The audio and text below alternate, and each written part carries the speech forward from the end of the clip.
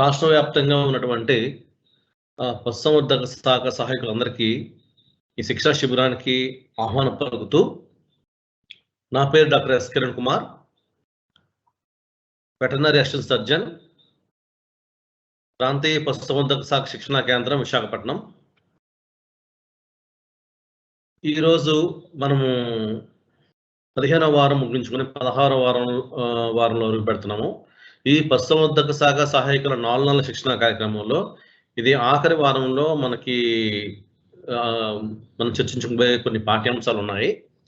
అందులో ముఖ్యమైనది ఏంటంటే విస్తరణ, ఎక్స్టెన్షన్ గురించి ఈరోజు మనం చర్చించుకుందాము. సో ఈ 4 నెలల శిక్షణ కార్యక్రమంలో ఈ వారంలో ఈ శిక్షణ కార్యక్రమం పూర్తయిన తర్వాత తదుపరి మనకి ఏంటంటే కొన్ని స్కిల్ టెస్ట్లు ఉన్నాయి. అలాగే మరో 2 నాలెడ్జ్ టెస్ట్లు కూడా ఉన్నాయి. అవి కూడా మనం త్వరగా కంప్లీట్ చేసుకున్నట్లయితే మన ఈ శిక్షణ కార్యక్రమం అనేది అంతిమ దశ చేరుకుందని చెప్పుకోవచ్చు. మనం ముందుగా నాకు ఈ అవకాశం కల్పించినటువంటి మన పశుసంవర్ధక శాఖ సంచాలకులు డాక్టర్ అమరేంద్ర కుమార్ గారికి, అలానే శ్రీ ఎండ సింహాచలం గారు, అడిషనల్ డైరెక్టర్ స్మైల్ విశాఖపట్నం వారికి, అలానే శ్రీ నరసింహ గారు, సహాయ సంచాలకులు ప్రాంతీయ పశుసంవర్ధక శాఖ శిక్షణా కేంద్రం విశాఖపట్నం జిల్లా వారికి ధన్యవాదాలు తెలుపుకుంటూ మనం ఈరోజు ఈ కార్యక్రమాన్ని మొదలు పెడదాం. ఈరోజు మనం చర్చించుకోబోయే అంశం ఏంటంటే విస్తరణ. విస్తరణ అంటే ఏంటి, దాని ప్రాముఖ్యత ఏంటి? సో మనందరికీ బాగా తెలుసు, వ్యవసాయంతో పాటు పాడి పరిశ్రమ అనేది రైతుకు 2 కళ్ళుగా మనం వర్తించుకోవచ్చు. అయితే మనకున్నటువంటి ఈ పశు పోషణ రంగంలో లేదా ఈ పశు పెంచుకునే ఈ యానిమల్ హస్బెండరీ యాక్టివిటీస్ రంగంలో అనేక సాంకేతిక అంశాలతో పాటు ఈ విస్తరణ అనేది కూడా చాలా ముఖ్యమైన అంశంగా మనం చెప్పుకోవచ్చు. ఎందుకు మన ఈ విస్తరణ ముఖ్యమైనది చెప్పుకోవచ్చు? సో నేటి తరంలో మీరు ఈ శిక్షణా కార్యక్రమంలో 4 నెలల శిక్షణా కార్యక్రమంలో అనేక సాంకేతిక అంశాలు నేర్చుకున్నారు. మీరు అంటే దూడ పుట్టిన దగ్గర నుంచి అది పెరిగి పెద్దదై చూడు కట్టి పాలిస్తూ మరో దూడ జన్మనిస్తున్నంత వరకు అనేక రకమైన అంశాల గురించి మనం తెలుసుకున్నాం. ఉదాహరణకి హెల్త్ కేర్ యాక్టివిటీస్. మొదటిది ఏంటంటే అనాటమీ, అంతర్నిర్మాణ శాస్త్రం గురించి, బాహ్య నిర్మాణ శాస్త్రం గురించి. అలానే రెండవది ఆరోగ్యపరమైన పరిరక్షణ గురించి తెలుసుకున్నాము. అలానే పోషణ గురించి తెలుసుకున్నాము. పశువుల్లో వచ్చే వివిధ రకాల వ్యాధులు, వాటి నివారించడం గురించి తెలుసుకున్నాము. పునరుత్పత్తి విధానాల గురించి తెలుసుకున్నాము. అలానే మేనేజ్మెంటల్ యాక్టివిటీస్, యాజమాన్య పద్ధతుల గురించి కూడా మనం తెలుసుకున్నాం. సో వీటన్నిటిలో అంటే ఒక బాహ్య నిర్మాణ శాస్త్రం తప్పించి మిగిలిన అన్నిటిలో అంతర్లీనంగా ఉండేది విస్తరణ. విస్తరణ లేకపోతే మనం గ్రామాలు ఏదైతే సాధిద్దాం అనుకుంటున్నామో, గ్రామ సాధికార సాధిద్దాం అనుకుంటున్నామో, మహిళా సాధికార సాధిద్దాం అనుకుంటున్నామో, లేక అనేక రకమైనటువంటి అభివృద్ధి కార్యక్రమాలు మొదలు పెడదాం అనుకుంటున్నామో, అవన్నీ మనం చేయడం చాలా ఇబ్బందిగా మనం పరిణమించవచ్చు. చూడడానికి విస్తరణ అనేది 4 పదాలు మాత్రమే. విస్తరణ అనేది 4 పదాలు మాత్రమే, కానీ ఇది నేల 4 వైపులా విస్తరించి ఉంది. అలా విస్తరించాలంటే విస్తరణ కావాలి. సో నేను చెప్పేది మీకు అందరికీ అర్థమై ఉంటుందని నేను భావిస్తున్నాను. సో మన పశుసంవర్ధక శాఖలో ఇప్పటి వరకు ఈ శిక్షణా కార్యక్రమాలు జరిగిన చాలా కార్యక్రమాలు మనం చూసాము. వీటన్నిటిలో మనకి విస్తరణ అంటే ఏంటి, విస్తరణ ప్రాముఖ్యత ఏంటి, విస్తరణ పద్ధతులు ఏంటి, ఏ విధంగా చేసుకోవాలి, విస్తరణ ప్రాధాన్యత అంశాలు ఏంటి అనేది గురించి ఈరోజు మనం చర్చించుకుందాము. Very important classes. సో విస్తరణ అంటే ఇంగ్లీష్లో ఎక్స్టెన్షన్ అంటారండి. ఎక్స్టెన్షన్ అంటే సింపుల్గా స్ట్రెచింగ్ అవుట్ స్ట్రెచ్ అంటే బయటికి విస్తరించడం. పేరులోనే ఉంది ఎక్స్టెన్షన్ అంటే. తెలుగులో చెప్తారుకల్లా ఒక నిరంతర ప్రక్రియ ద్వారా రైతులకు అవసరమైన సమాచారాన్ని అందిస్తూ వాళ్లకు అవసరమైనటువంటి విద్యా నైపుణ్యాలను పొందుపరుచుకునే విధంగా వాళ్ళ స్వభావాన్ని ప్రభావితం చేస్తూ, వాళ్ళ అభివృద్ధి కొరకు అందజేసే సాంకేతిక అంశాన్ని మనం విస్తరణ అని మనకి డెఫినిషన్‌లో చెప్పారు. సో, మీకు సింపుల్‌గా చెప్పాలంటే కింద చిత్రపటాన్ని చూడండి మీకు. పక్కనున్న చిత్రపటాన్ని చూస్తే, ఒక వైపంతా మీకు అధికారులు కనబడుతున్నారు. అధికారుల దగ్గర సాంకేతికమైన అంశాలు కూడా ఉన్నాయి. అక్కడ ఐస్ బాక్స్ ఉంది, చార్ట్స్ ఉన్నాయి, అన్నీ ఉన్నాయి. ఒక వైపున గ్రామీణ గిరిజన యువత కనిపిస్తున్నారు. గ్రామీణ గిరిజన మహిళలు కనిపిస్తున్నారు. సో, ఇటువైపు సాంకేతికంగా చాలా ఎన్నో విషయాలు తెలుసుకున్నటువంటి అధికారులున్నారు. ఇటువైపు తెలుసుకోవాలని ఉబలాట పడుతూ కూర్చొని ఉన్నటువంటి మహిళలున్నారు. అయితే మనకు తెలిసిన అంశాన్ని వాళ్ళకి చెప్పాలి. దాన్నే సింపుల్‌గా మనం విస్తరణ అంటాం. అంటే విస్తరించేటట్టు చేస్తున్నాం. అంటే ఒక 4 గోడల మధ్య ఉన్నటువంటి సాంకేతిక అంశాలని ప్రపంచంలో నలుగురికి చెప్పారు ఈటిలో. అంటే మనం నలుగురంటే 4 దిక్కులు ఉన్నటువంటి ప్రతి ప్రదేశాన్ని కవర్ చేసే విధంగా మన 4 గోడల మధ్య నేర్చుకునే ఏవైతే సాంకేతిక అంశాలుంటాయో, లేదా ప్రాధాన్యత అంశాలుంటాయో, లేదా రైతులకు పనికొచ్చే అంశాలుంటాయో, వాటిని నేలకు నలుచెరువులా అందరికీ తెలియపరిచేటట్టు చేయడాన్ని మనం విస్తరణ అంటాం. అంటే ఎవరైతే నేర్చుకోవడానికి వస్తున్నారో వాళ్ళకి అవసరమైనటువంటి విద్య, నైపుణ్యాన్ని అభివృద్ధి చేస్తున్నాం. అలానే వాళ్ళలో అంతర్లీనంగా ఉన్నటువంటి కొంత రకమైన వాళ్ళ యొక్క స్వభావాలని ప్రభావితం చేస్తూ, వాళ్ళ స్వభావంలో మార్పులు తీసుకొస్తూ, వాళ్ళ యొక్క జీవన గమ్యంలో అభివృద్ధి కొరకు మనం అందజేసే సాంకేతిక అంశాలను మనం విస్తరణ అంటాం. దీని యొక్క ప్రాముఖ్యత ఏంటి అసలు? విస్తరణ యొక్క ప్రాముఖ్యత ఏంటి? గ్రామీణ ప్రాంతాల్లో నివసించే ప్రజలకు వారి సొంత ప్రయత్నాలు, మానవ శక్తి, పదార్థాలు, వనరులు, అలాగే ప్రభుత్వం అందించే కనీస సహాయంతో వారి జీవన ప్రమాణాలు కొంతవరకు ఉంటాయి. అయితే మనకు తెలిసిన సాంకేతిక అంశాలు, అలాగే మనకు తెలిసిన కొన్ని అంశాలతో వారిని ఏ విధంగా మనం ప్రభావితం చేయగలము? వారి యొక్క జీవన గమనంలో ఎటువంటి మార్పులు తీసుకురాగలము? విప్లవాత్మక మార్పులు ఎలా తీసుకురాగలము? వాళ్ళలో సొంతంగా ఆలోచన ప్రేరేపించే విధంగా ఏ విధంగా చేయగలము? ఈ విస్తరణ ద్వారా సాధ్యమవుతుంది. చూడండి, చిత్రంలో మీకు 2 చిత్రపటాలు కనిపించాయి. ఒక దాంట్లో వరిగడ్డి పైన అవి ఏదో కొంత స్ప్రింకిల్ చేస్తున్నారు. అంటే యూరియా ట్రీట్మెంట్ చేస్తున్నట్టు ఉన్నారు. ఇంకో వైపు ఒక గొర్రెపోతును, ఒక అవ్వ పట్టుకొని ఉంది.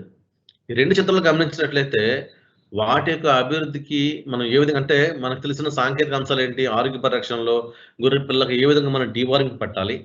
ఏ విధంగా వ్యాక్సినేషన్ చేయాలి? వాటి ఆరోగ్యాన్ని ఏ విధంగా కాపాడుకోవాలనే విషయం మనకు తెలుసు.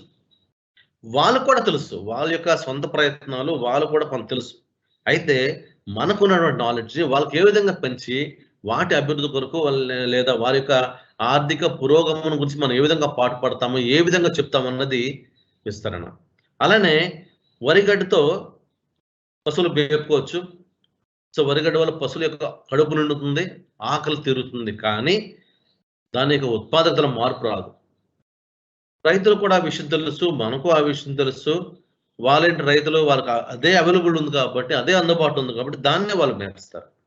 కానీ అదే వరిగడ్డి పైన మనం సుపోషకం చేసే విధంగా మనం తయారు చేయగలగాలి. అంటే యూరియాతో గాని, మొలాసెస్‌తో గాని సుపోషకం ఏ విధంగా చేస్తే వాటి యొక్క ఇంటేక్ పెరుగుతుంది, తీసుకునే పరిమాణం పెరుగుతుంది. అలానే ఉత్పాదక సామర్థ్యం పెరుగుతుందో మనకు తెలుసు. మనకు తెలిసిన అంశాన్ని అక్కడ రకరకాల పద్ధతుల ద్వారా వాళ్ళకి చూపిస్తున్నాం మనం. చూపించి వాళ్ళ యొక్క నమ్మకాన్ని చూరగొని ఎప్పుడైతే ఉత్పాదక పెరుగుతుందో ఆటోమేటిక్‌గా వాళ్ళందరికీ నమ్మకం కుదురుతుంది. ఓహో! ఈ విధంగా చేయడం వల్ల ఉత్పాదక పెరుగుతుంది. సో, ఈ విధంగా మనం చేద్దాం. అదే అంశాలని వాళ్ళు కూడా తెలుసుకుంటారు. ఇవన్నీ విస్తరణలో కీలక అంశాలు. అలానే మనం చూసుకున్నట్లయితే విద్యా ప్రయోజనాలను విస్తరించడం. 4 గోడల మధ్య లేదా మీరు ఇప్పుడు కరోనా టైంలో మీరు ఆన్‌లైన్‌లో రకరకాల అంశాలు మీరు తెలుసుకున్నారు. ఆ తెలుసుకున్న అంశాలని వాళ్ళకి చెప్పాలి. మనం ఏ అంశాలనైతే మనం నేర్చుకున్నాం విద్య అనే ఒక పదం ద్వారా గాని, రకరకాల శాస్త్రవేత్తల ద్వారా గాని, లేదా శిక్షకుల ద్వారా మనం కొంత ప్రయోజనాలు మనం సంపాదించాం. ఆ ప్రయోజనాలను వాళ్ళు కూడా అందజేయాలి. మంచి నిర్ణయాలు తీసుకోవడానికి మంచి అభిప్రాయం ఏర్పరుస్తుంది. అంటే మీరు రేపు ఉదయం ఒక విస్తరణ కార్యకర్తగా అంటే విస్తరణ ఎవరైతే నిర్వర్తిస్తారో వారిని మనం విస్తరణ కార్యకర్త అంటాం. ఈ విస్తరణ కార్యకర్తగా మీరు రేపు గ్రామంలోకెళ్ళి ప్రభుత్వం యొక్క ఏవైతే ప్రభావితమైన అంశాలుంటాయో, ప్రయోజన అంశాలుంటాయో, నవరత్నాలు ఏవైతే ఉన్నాయో, నవరత్నాలని జనాల్లోకి తీసుకెళ్ళాలి. తీసుకెళ్ళాలంటే అది ప్రభుత్వం తీసుకున్న ఒక మంచి నిర్ణయం. ఆ మంచి నిర్ణయం తీసుకోవడానికి నువ్వు ఏ విధంగా సహకరిస్తున్నావు? నీ అభిప్రాయం ఏంటి? ఇవన్నీ మనకి విస్తరణ ద్వారా మనం చేసుకోవచ్చు. స్వచ్ఛంద ప్రవర్తనలో మార్పును ప్రేరేపిస్తుంది. ప్రతి ఒక్క మనిషికి తన యొక్క పుట్టినప్పటి నుంచి పెరిగి పెద్దయిన తర్వాత అతనిలో ప్రతి ఒక్క మనిషిలో ఒక స్వాభావిక ప్రవర్తన ఉంటుంది. ఆ ప్రవర్తన మంచిది కావచ్చు, చెడ్డది కావచ్చు, లేదా తటస్థం కావచ్చు. మంచిదాన్ని మరీ ఎక్కువ మందికి మనం మంచిని పంచాలి. తటస్థంగా ఉండిపోతే దానివల్ల మనకు ఉపయోగం లేదు. కానీ తటస్థంగా ఉన్నాను సరే, మంచి లక్షణాలు లేదా మంచి సిద్ధాంతాలు ఏవైతే ఉన్నాయో వాటిని జనాల్లో తీసుకురావాలి. అంటే ముందు మనం మార్పు చెందాలి. లేదా నెగెటివ్ యాటిట్యూడ్ అంటే మనం నెగెటివ్ వైపు అంటే చెడు భావంతో ఉన్న మనలో మార్పులు తీసుకురావడానికి కూడాను ఈ విస్తరణ అంశాలు ప్రేరేపిస్తాయి మనకి. స్వీయ ప్రేరేపణ ద్వారా తన దైనందిన జీవితంలో మార్పులు తెస్తుంది. ఎప్పుడైతే ఒక మనిషికి నువ్వు ఒక మనిషికి మంచి విషయాలు చెప్తా ఉన్నావో, ప్రతిరోజు చెప్తా ఉన్నావో, అప్పుడు అతనిలో మార్పు తప్పనిసరిగా వస్తుంది. ఎందుకు? ఒక రాయే అహాలీగా మారింది. ఎందుకు? ఒక మంచి వ్యక్తి వల్ల, పాదస్పర్శ వల్ల. అలాగే కంటిన్యూస్‌గా ఎప్పుడైతే నువ్వు ఒక మంచి సూక్తులను గాని, లేతే మంచి పనులను నువ్వు చేస్తుంటావో, చెప్తుంటావో, అది తటస్థంగా ఉన్న వారిలో లేదా చెడు భావంతో ఉన్న వారిలో కూడా మంచితనం అనేది బయటకు వచ్చే అవకాశం వస్తుంది. అయితే విస్తరణ చేయడానికి నీకు కావలసిన లక్షణాలేంటి? జ్ఞానం, వైఖరి మరియు నైపుణ్యంలో కావలసిన మార్పులు తెలుసుకోవడం. ఎందుకంటే ఆల్రెడీ ఈ 4 నెలల శిక్షణ కార్యక్రమంలో కొంత మీరు నాలెడ్జ్ పార్ట్ అంటే జ్ఞానం సంబంధించిన కొంత పార్ట్ తెలుసుకున్నారు. మన పశుసంవర్ధక శాఖకు సంబంధించింది. అంటే ఒక పశువులను మేపడం దగ్గర నుంచి వాటి ఆరోగ్య పరిరక్షణ గురించి, వాటి వ్యాక్సినేషన్ ఏ విధంగా వేస్తాము, అలాగే వాటికి పునరుత్పత్తికి ఎటువంటి నువ్వు మంచి పోషణ పెడుతున్నావు, పునరుత్పత్తిలో ఎటువంటి మీరు సలహాలు తీసుకునే సమస్యల నుంచి బయటపడుతున్నారు, ఇవన్నీ విషయాలు మీరు తెలుసుకున్నారు. అయితే ఇంకా తెలుసుకోవాలి. మనం తెలిసిన దాన్ని పక్కోళ్ళకి పంచాలి. మన దగ్గర ఉంచుకుంటే దానివల్ల ఉపయోగం లేదు. అలాగే నైపుణ్యం. సో ఇది వరకు కృత్రిమ గర్భోత్పత్తి చేయాలంటే ఇప్పుడు మనం ఉన్నటువంటి పశుసంవర్ధక శాఖ సహాయకుల్లో ఒక 50% మందికి కృత్రిమ గర్భోత్పత్తి చేసే సామర్థ్యం ఉంది. అయితే ఎప్పుడైతే ప్రతిరోజు హాస్పిటల్స్‌కి వెళ్తున్నారో, మీ యొక్క అసిస్టెంట్ డైరెక్టర్స్ గాని, మీ యొక్క డాక్టర్స్ ద్వారా గాని మీరు కొన్ని విషయాలు నేర్చుకుంటున్నారో, ఆటోమేటిక్‌గా మీ యొక్క నైపుణ్యంలో మార్పు వస్తుంది. ఎందుకు? ప్రతి గ్రామానికి గ్రామ సాధికారత లక్ష్యంగా ప్రభుత్వం ఏర్పాటు చేసినటువంటి ఈ రైతు భరోసా కేంద్రాల్లో మీరు పనిచేస్తున్నారు కాబట్టి, మీకు తప్పనిసరిగా పునరుత్పత్తి సంబంధించిన అంశాల్లో, అలాగే పశు పోషణ సంబంధించిన అంశాల్లో, పశు ఆరోగ్య పరిరక్షణ సంబంధించిన అంశాల్లో మీకు నైపుణ్యం అవసరము. సో ఈ అవసరం కాబట్టి వాటిని నేర్చుకోవాలి మనం. నేర్చుకున్న దాన్ని అక్కడ ఇంప్లిమెంట్ చేయాలి. వాళ్ళ యొక్క జీవనోపాయం మార్పులు తీసుకురావాలి కాబట్టి ఈ విస్తరణ చేయడానికి ఈ లక్షణం ఉంటే తప్పనిసరిగా మీరు క్షేత్రస్థాయిలో మీరు సక్సెస్ అంటే సత్ఫలితం సాధిస్తారు అన్న వాటిలో ఎటువంటి సందేహం కూడా లేదు. అలాగే పశువుల రైతులకు వారి అవసరాలు మరియు సమస్యలు గ్రహించడానికి సహాయం చేయడం. ఉదాహరణకి చిన్న విషయం, గ్రామాల్లో మనం ఒక బైక్ మీద వెళ్తుండే మన కొత్త వారు గ్రామంలో బైక్ మీద వెళ్తుంటే, సార్ ఇక్కడ మినిస్టర్ గారి ఇల్లు లేకపోతే ఎంఆర్ఓ గారి ఇల్లు ఎక్కడ, లేకపోతే డాక్టర్ గారి ఇల్లు ఎక్కడ అని అడిగితే నీకు అక్కడ ఉన్న రైతులు ఎలా చెప్తారంటే, నీకు దగ్గర తీసుకొని చూపించే వరకు నేను విడిచిపెట్టరు. పదండి డాక్టర్ గారు, పదండి మిమ్మల్ని తీసుకెళ్తాను, వాళ్ళ ఇంటికి తీసుకెళ్తాను అని చెప్పేసి. అదే టౌన్‌లోనే మీరు ఎవరినో అడిగితే నాకు తెలీదు అంటారు. లేదా అటువైపు వెళ్ళాలని అంటారు. సో పట్టణంలో ఉన్న ప్రజలకి, పల్లెలోని ప్రజలకి అంత తేడా ఉంటుంది. సో అవతల వాళ్ళకి సహాయం చేయడానికి వాళ్ళు ముందుకు వచ్చినప్పుడు వారి సమస్యలు తీసుకొని మనం ఎందుకు ముందుకు వెళ్ళకూడదు? మనం కూడా ముందుకు వెళ్ళాలి. ఒక విస్తరణ కార్యకర్తకు ఉండే ముఖ్యమైన లక్ష్యం ఏంటంటే సహాయం చేయడం. May I help you, may I help you, నేను నీకు ఏ విధంగా సహాయం చేయగలను. సో ఎప్పుడైనా మనం ఇది చేస్తామో ఆటోమేటిక్‌గా వాళ్ళలో మాకు సహాయం చేయడానికి ఒక వ్యక్తి వచ్చాడు. ఇదివరకు మేము ఒక విషయం తెలుసుకోవడానికి డాక్టర్ గారికి ఫోన్ చేయవలసి వచ్చేది, లేకపోతే డాక్టర్ గారి యొక్క స్టాఫ్ దగ్గరికి వెళ్ళాల్సి వచ్చేది, లేకపోతే ఏదో దూరం వెళ్ళాల్సి వచ్చేది. కానీ అదేంటో గ్రామంలో ఒక వ్యక్తి ద్వారా మనం తెలుసుకోగలిగితే నెక్స్ట్ స్టెప్‌కి అంటే మనం డాక్టర్ గారి దగ్గరికెళ్ళి మిగిలిన సమస్యలు తెలుసుకోవడానికి కొంత రకమైనటువంటి బాటలు వేయడానికి అవకాశాలుంటాయి. అంటే అక్కడ సహాయం కావాలి, నాకు కావాలని వచ్చిన వాడికి సహాయం చేసే లక్షణం మాత్రం కలిగి ఉండాలి విస్తరణ కార్యకర్త. అలానే గ్రామీణ నాయకత్వాన్ని పెంపొందించడం, ప్రజలను మరియు వారి యొక్క వనరులను సమీకరించడం. ప్రతి ఒక్కళ్ళకి సహజ వనరులు వాళ్ళకి అవైలబిలిటీ ఉంటాయి. అలానే ప్రతి వాళ్ళకి ఇన్‌బిల్ట్‌లో కూడా వాళ్ళకి కొంత నైపుణ్యాలుంటాయి. అయితే ఆ నైపుణ్యాల్ని మనం సానబెట్టాలి. వాళ్ళలో మార్పులు తీసుకురావాలి. వాళ్ళలో నాయకత్వ లక్షణాలు పెంచాలి. సో, ఒక గ్రామంలోని ఒక సమస్య ఉన్నప్పుడు, ఆ సమస్యను వారిలో వాళ్ళే ఏ విధంగా పరిష్కరించుకోగలగాలి అనే అంశాలని వాళ్ళలోని తీసుకురావాలి. వాళ్ళ ఉత్సాహాన్ని పెంచాలి. ఇవి విస్తరణ చేయడానికి కావాల్సినటువంటి లక్షణాలు. సో, మీరిక్కడ చూసినట్లయితే దీంట్లో ప్రభుత్వ పథకం విజయం సాధించడంలో ప్రచారము మరియు విస్తరణ అత్యధిక ప్రాముఖ్యత సంతరించుకున్నవి. అదే మీకు మొదట చెప్తున్నాను. మన రాష్ట్ర ముఖ్యమంత్రి వర్యులు ఏంటంటే మనకి గ్రామ సాధికారితే లక్ష్యంగా మనకి రైతు భరోసా కేంద్రాలు అనే ఒక వినూత్న పథకాన్ని పట్టుకొచ్చారు. అంటే రైతు ఇంట ముంగిటే అతనికి సలహాలు, సమస్యలు తీర్చినట్లయితే అతనిలో కాన్ఫిడెన్స్ లెవెల్స్ పెరుగుతాయి. అతని మొఖంలో ఆనందం వస్తుంది. ఆ ఫోటోలో అమ్మాయి మొఖంలో ఆనందం చూడండి. మొఖంలో ఆనందం వస్తుంది. సో, దీనికి సాధించాలంటే అక్కడ ఒక భరోసా కేంద్రం ఉండాలి. అంటే మేమున్నాం మీకు. మేము మీకు తోడున్నాం అనేటువంటి భరోసా కేంద్రం ఏర్పాటు చేశారు. సో, ప్రభుత్వం వారు ఏర్పాటు చేసిన భరోసా కేంద్రం పేరులోనే ఉంది రైతు భరోసా కేంద్రం. సో, వారిలో భరోసా నింపాలంటే ముందు నీకు విషయాలు తెలిసుండాలి. నీకు సాయం చేసే లక్షణం కలిగి ఉండాలి. నీకు నాయకత్వ లక్షణాలుండాలి.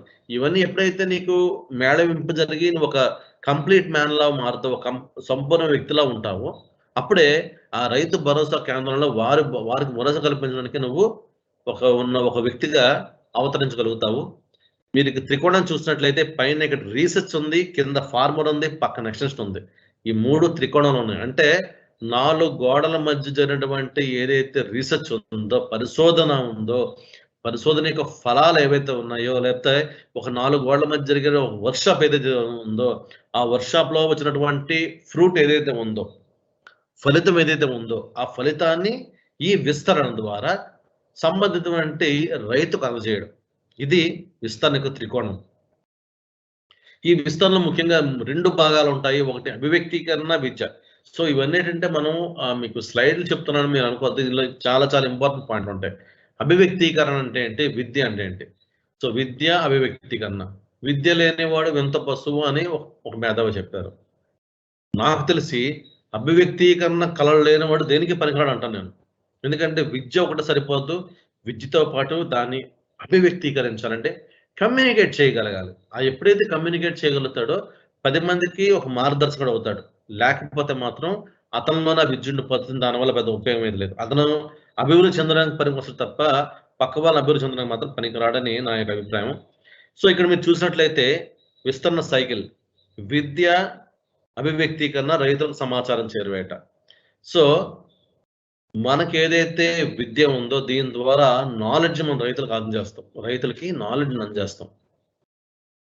అలాగే విద్య ద్వారా మనకు తెలిసిన సాంకేతిక అంశాలు ఏవైతే ఉన్నాయో, నైపుణ్య సంబంధించిన అంశాలు ఏవైతే ఉన్నాయో, దాని ద్వారా రైతులకు వాళ్ళ యొక్క వారిలో సాంకేతిక విలువలు పెంచడానికి, వాళ్ళు ఇంకా సమర్థవంతంగా పనిచేయడానికి, సత్ఫలితాలు రావడానికి ఉపయోగపడుతుంది.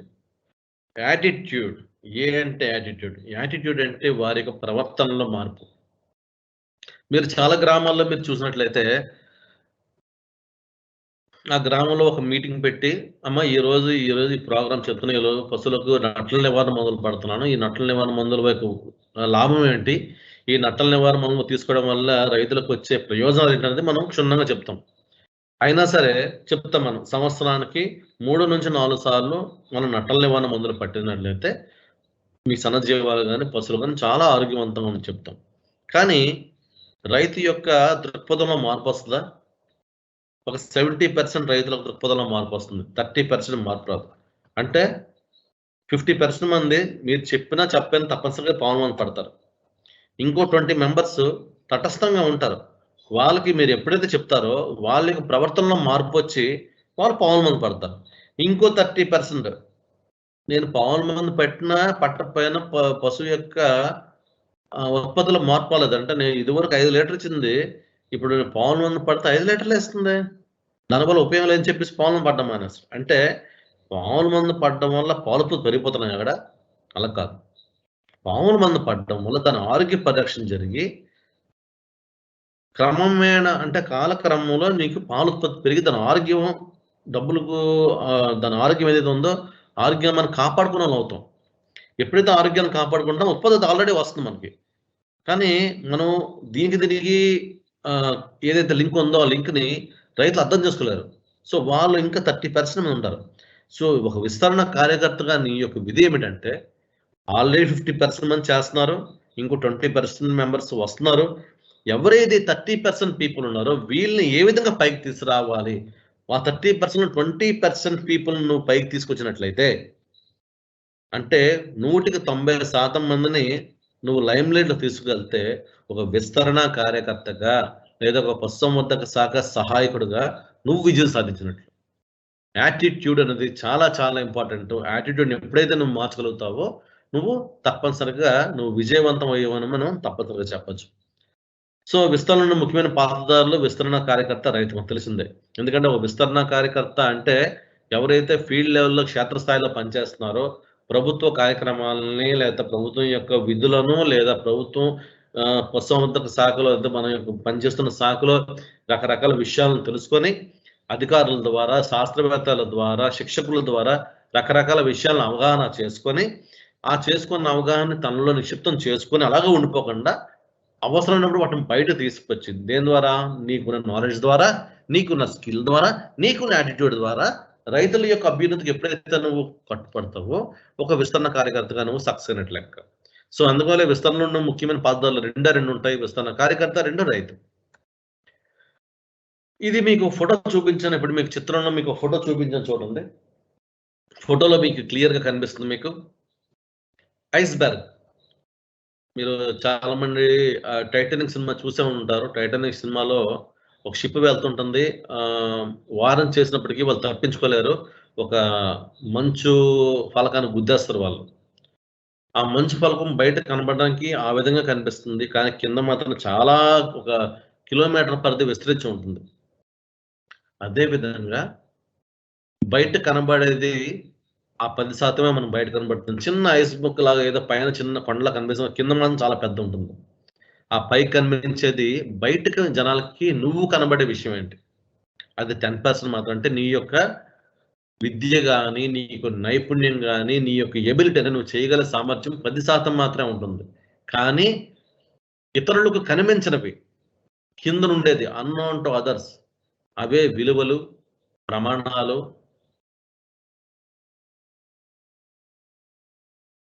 వాటిని మనం యాటిట్యూడ్ అంటాం. Values, standards, motives, ethics, beliefs అంటారు. అది 90% ఉంది. ఎప్పుడైతే ఆ 90% నువ్వు పైకి తీసుకురాగలుగుతావో, వాళ్ళలో మార్పులను తీసుకురాగలుగుతావో, అప్పుడే నువ్వు నిజమైనటువంటి ఐస్‌బర్గ్‌ను ఛేదించినోడవుతావు. ఎందుకంటే అది బయట కనపడరు వాళ్ళు. బయట కనపడరు మనం ఏం చేయాలంటే, మనకున్న నైపుణ్యం ద్వారా, మనకున్న విద్య ద్వారా, మనకున్న జ్ఞానం ద్వారా వాళ్ళలో ఉన్నటువంటి యాటిట్యూడ్ ఏదైతే ఉందో, యాటిట్యూడ్‌ని బయటికి తీసుకురచ్చి వాళ్ళని ఆ పని చేసే విధంగా ప్రోత్సహించాలి. ప్రభుత్వం తన లక్ష్యాలను చేర్చుకునే విధంగా ప్రోత్సహించాలి. ఉదాహరణ చూడండి. మనకి కోవిడ్-19 వైరస్ మనకు కనిపిస్తుందసలు. ఇక్కడైతే 10% అయినా మనకు కనిపిస్తుంది. కానీ ఆ వైరస్ ఏమీ కనబడదు. అంటే కనిపించని శత్రువుతో మనం 2 సంవత్సరాలుగా యుద్ధం చేస్తున్నాం. ఎందుకు? దానికి అంతర్లీనంగా ఎంతుందో అంత మనం ఈ 2 సంవత్సరాలు పట్టింది మనం పసిగట్టడానికి. ఇదివరకేంటంటే ఒక వైరస్ అంటే మనకేదో కొంత భయం ఉండేది గానీ, అంత కాదులే అనుకునేవారమే. ఉదాహరణకి బర్డ్ ఫ్లూ వైరస్ గానీ, లేకపోతే ఏదో ఒక ఎయిడ్స్ వైరస్ ఇటువంటి వైరస్‌లంటే పెద్ద భయపడేవారం. కానీ ఇది ఈ కోవిడ్-19 వైరస్ అనేది యాటిట్యూడ్ లాగే చాలా భయంకరంగా అంతర్లీనంగా చాలా ఉంటది. కొంతమందిలో ఏ విధంగా పనిచేస్తుందో తెలీదు. కొంతమందిలో జబ్బు వచ్చి ఎళ్ళిపోతుంటుంది. కొంతమందిలో పైకి తీసుకుపోతుంటుంది. ఇటువంటి దాన్ని శాస్త్రవేత్తలు వాళ్ళకున్న నాలెడ్జ్, స్కిల్స్, ఎబిలిటీ ద్వారా 95% దాని యొక్క ఏదైతే ఈ వ్యాధిని ప్రభావిత చేసే అంశాలను వాటన్నిటిని కట్టడి చేయగలరు కొంతవరకు. ఎందుకు? కాలక్రమేణా మనం ప్రజల యొక్క యాటిట్యూడ్‌లో ప్రభుత్వం మార్పు తీసుకురాగలిగింది. మొదట్లో బయటికి మీరు రావద్దు అంటే మనల్ని ఏదో కట్టడి చేసినట్టు మనం ఫీల్ అయ్యాం. ఎందుకు? మనం కొన్ని సామాజిక మాధ్యమాల్లో మనం చూసాం. పౌరులు బయటకు రాకుండా కొన్ని ప్రభుత్వాలు అంటే బయట మేకులు కొట్టి బిగించేస్తున్నారు. కానీ మన ప్రభుత్వం ఎప్పుడు అలా చేయలే. ఏం చేసాం మన ప్రభుత్వం? మీరు బయటకు వస్తే ప్రమాదం, అత్యవసరమే తప్ప బయటకు రావద్దు అని చెప్పారు. కానీ అంటే సివిక్ సెన్స్ అంటే మనకున్న పౌర స్పృహ ద్వారా మనం ఏం చేయాలి? వాళ్ళు చెప్పినట్టే బయట రావడం మానేయాలి. లేకపోతే వస్తున్నా మనం ఏవైతే రక్షణ ఉన్నాయో మాస్క్ అని లేదా ఈ సామాజిక దూరం పాటిస్తూ బయటకు రాగలగాలి. కానీ ఇప్పటికీ ప్రజల్లో అంత మార్పు వచ్చిందని నేనైతే అనుకోవడం లేదు. మార్పు రావాలి. మార్పు వస్తేనే అదే మన ఆరోగ్యాన్ని మనం కాపాడుకోగలుగుతున్నాం. ఇప్పటికీ మనం బయటికెళ్ళినా తప్పనిసరిగా ఇప్పుడు ఎందుకు మాస్క్ ధరిస్తున్నాం? ఈ సంవత్సరంలో సెకండ్ వేవ్ వచ్చి చాలా మందిని కరోనా తీసుకెళ్ళిపోయింది కాబట్టి ప్రజల్లో యాటిట్యూడ్‌లో మార్పొచ్చింది. కొంతవరకే మార్పొచ్చింది. ప్రభుత్వం ఎంతవరకు చేస్తుంది? మనకి స్పృహ ఉండాలనే యాటిట్యూడ్ లేదా ఆ బిలీఫ్ లేదా ఆ ఎథిక్స్ అనేవి మన జనాల్లో ఇప్పుడు బాగా వచ్చింది కాబట్టే మనం ఈ కరోనా మహమ్మారి మీద మనం మాక్సిమం విజయం సాధించే దిశగా మనం ప్రజెంట్ ప్రయాణిస్తున్నాం. అయినా సరే ఇంకా మనం చేయవలసిన ప్రయాణం చాలా ఉంది. ఎందుకంటే మనలో యాటిట్యూడ్ ఏదైతే 90% ఉందో అది ప్రెజెంట్ ఇంకా 60% వరకు మాత్రమే బహిర్గతమైంది. ఇంకా బహిర్గతం కాలా. ఇప్పటికీ బయటకుంటే మన పరిగణన లేకుండా బయటకు వచ్చే వాళ్ళు చాలా మంది ఉంటారు. సో అదే అంటున్నాను. దాన్ని మనం యాటిట్యూడ్ అంటాం. వాళ్ళకి స్కిల్ ఉంది, వాళ్ళకి నాలెడ్జ్ ఉంది. కానీ యాటిట్యూడ్ ఉండకపోవచ్చు.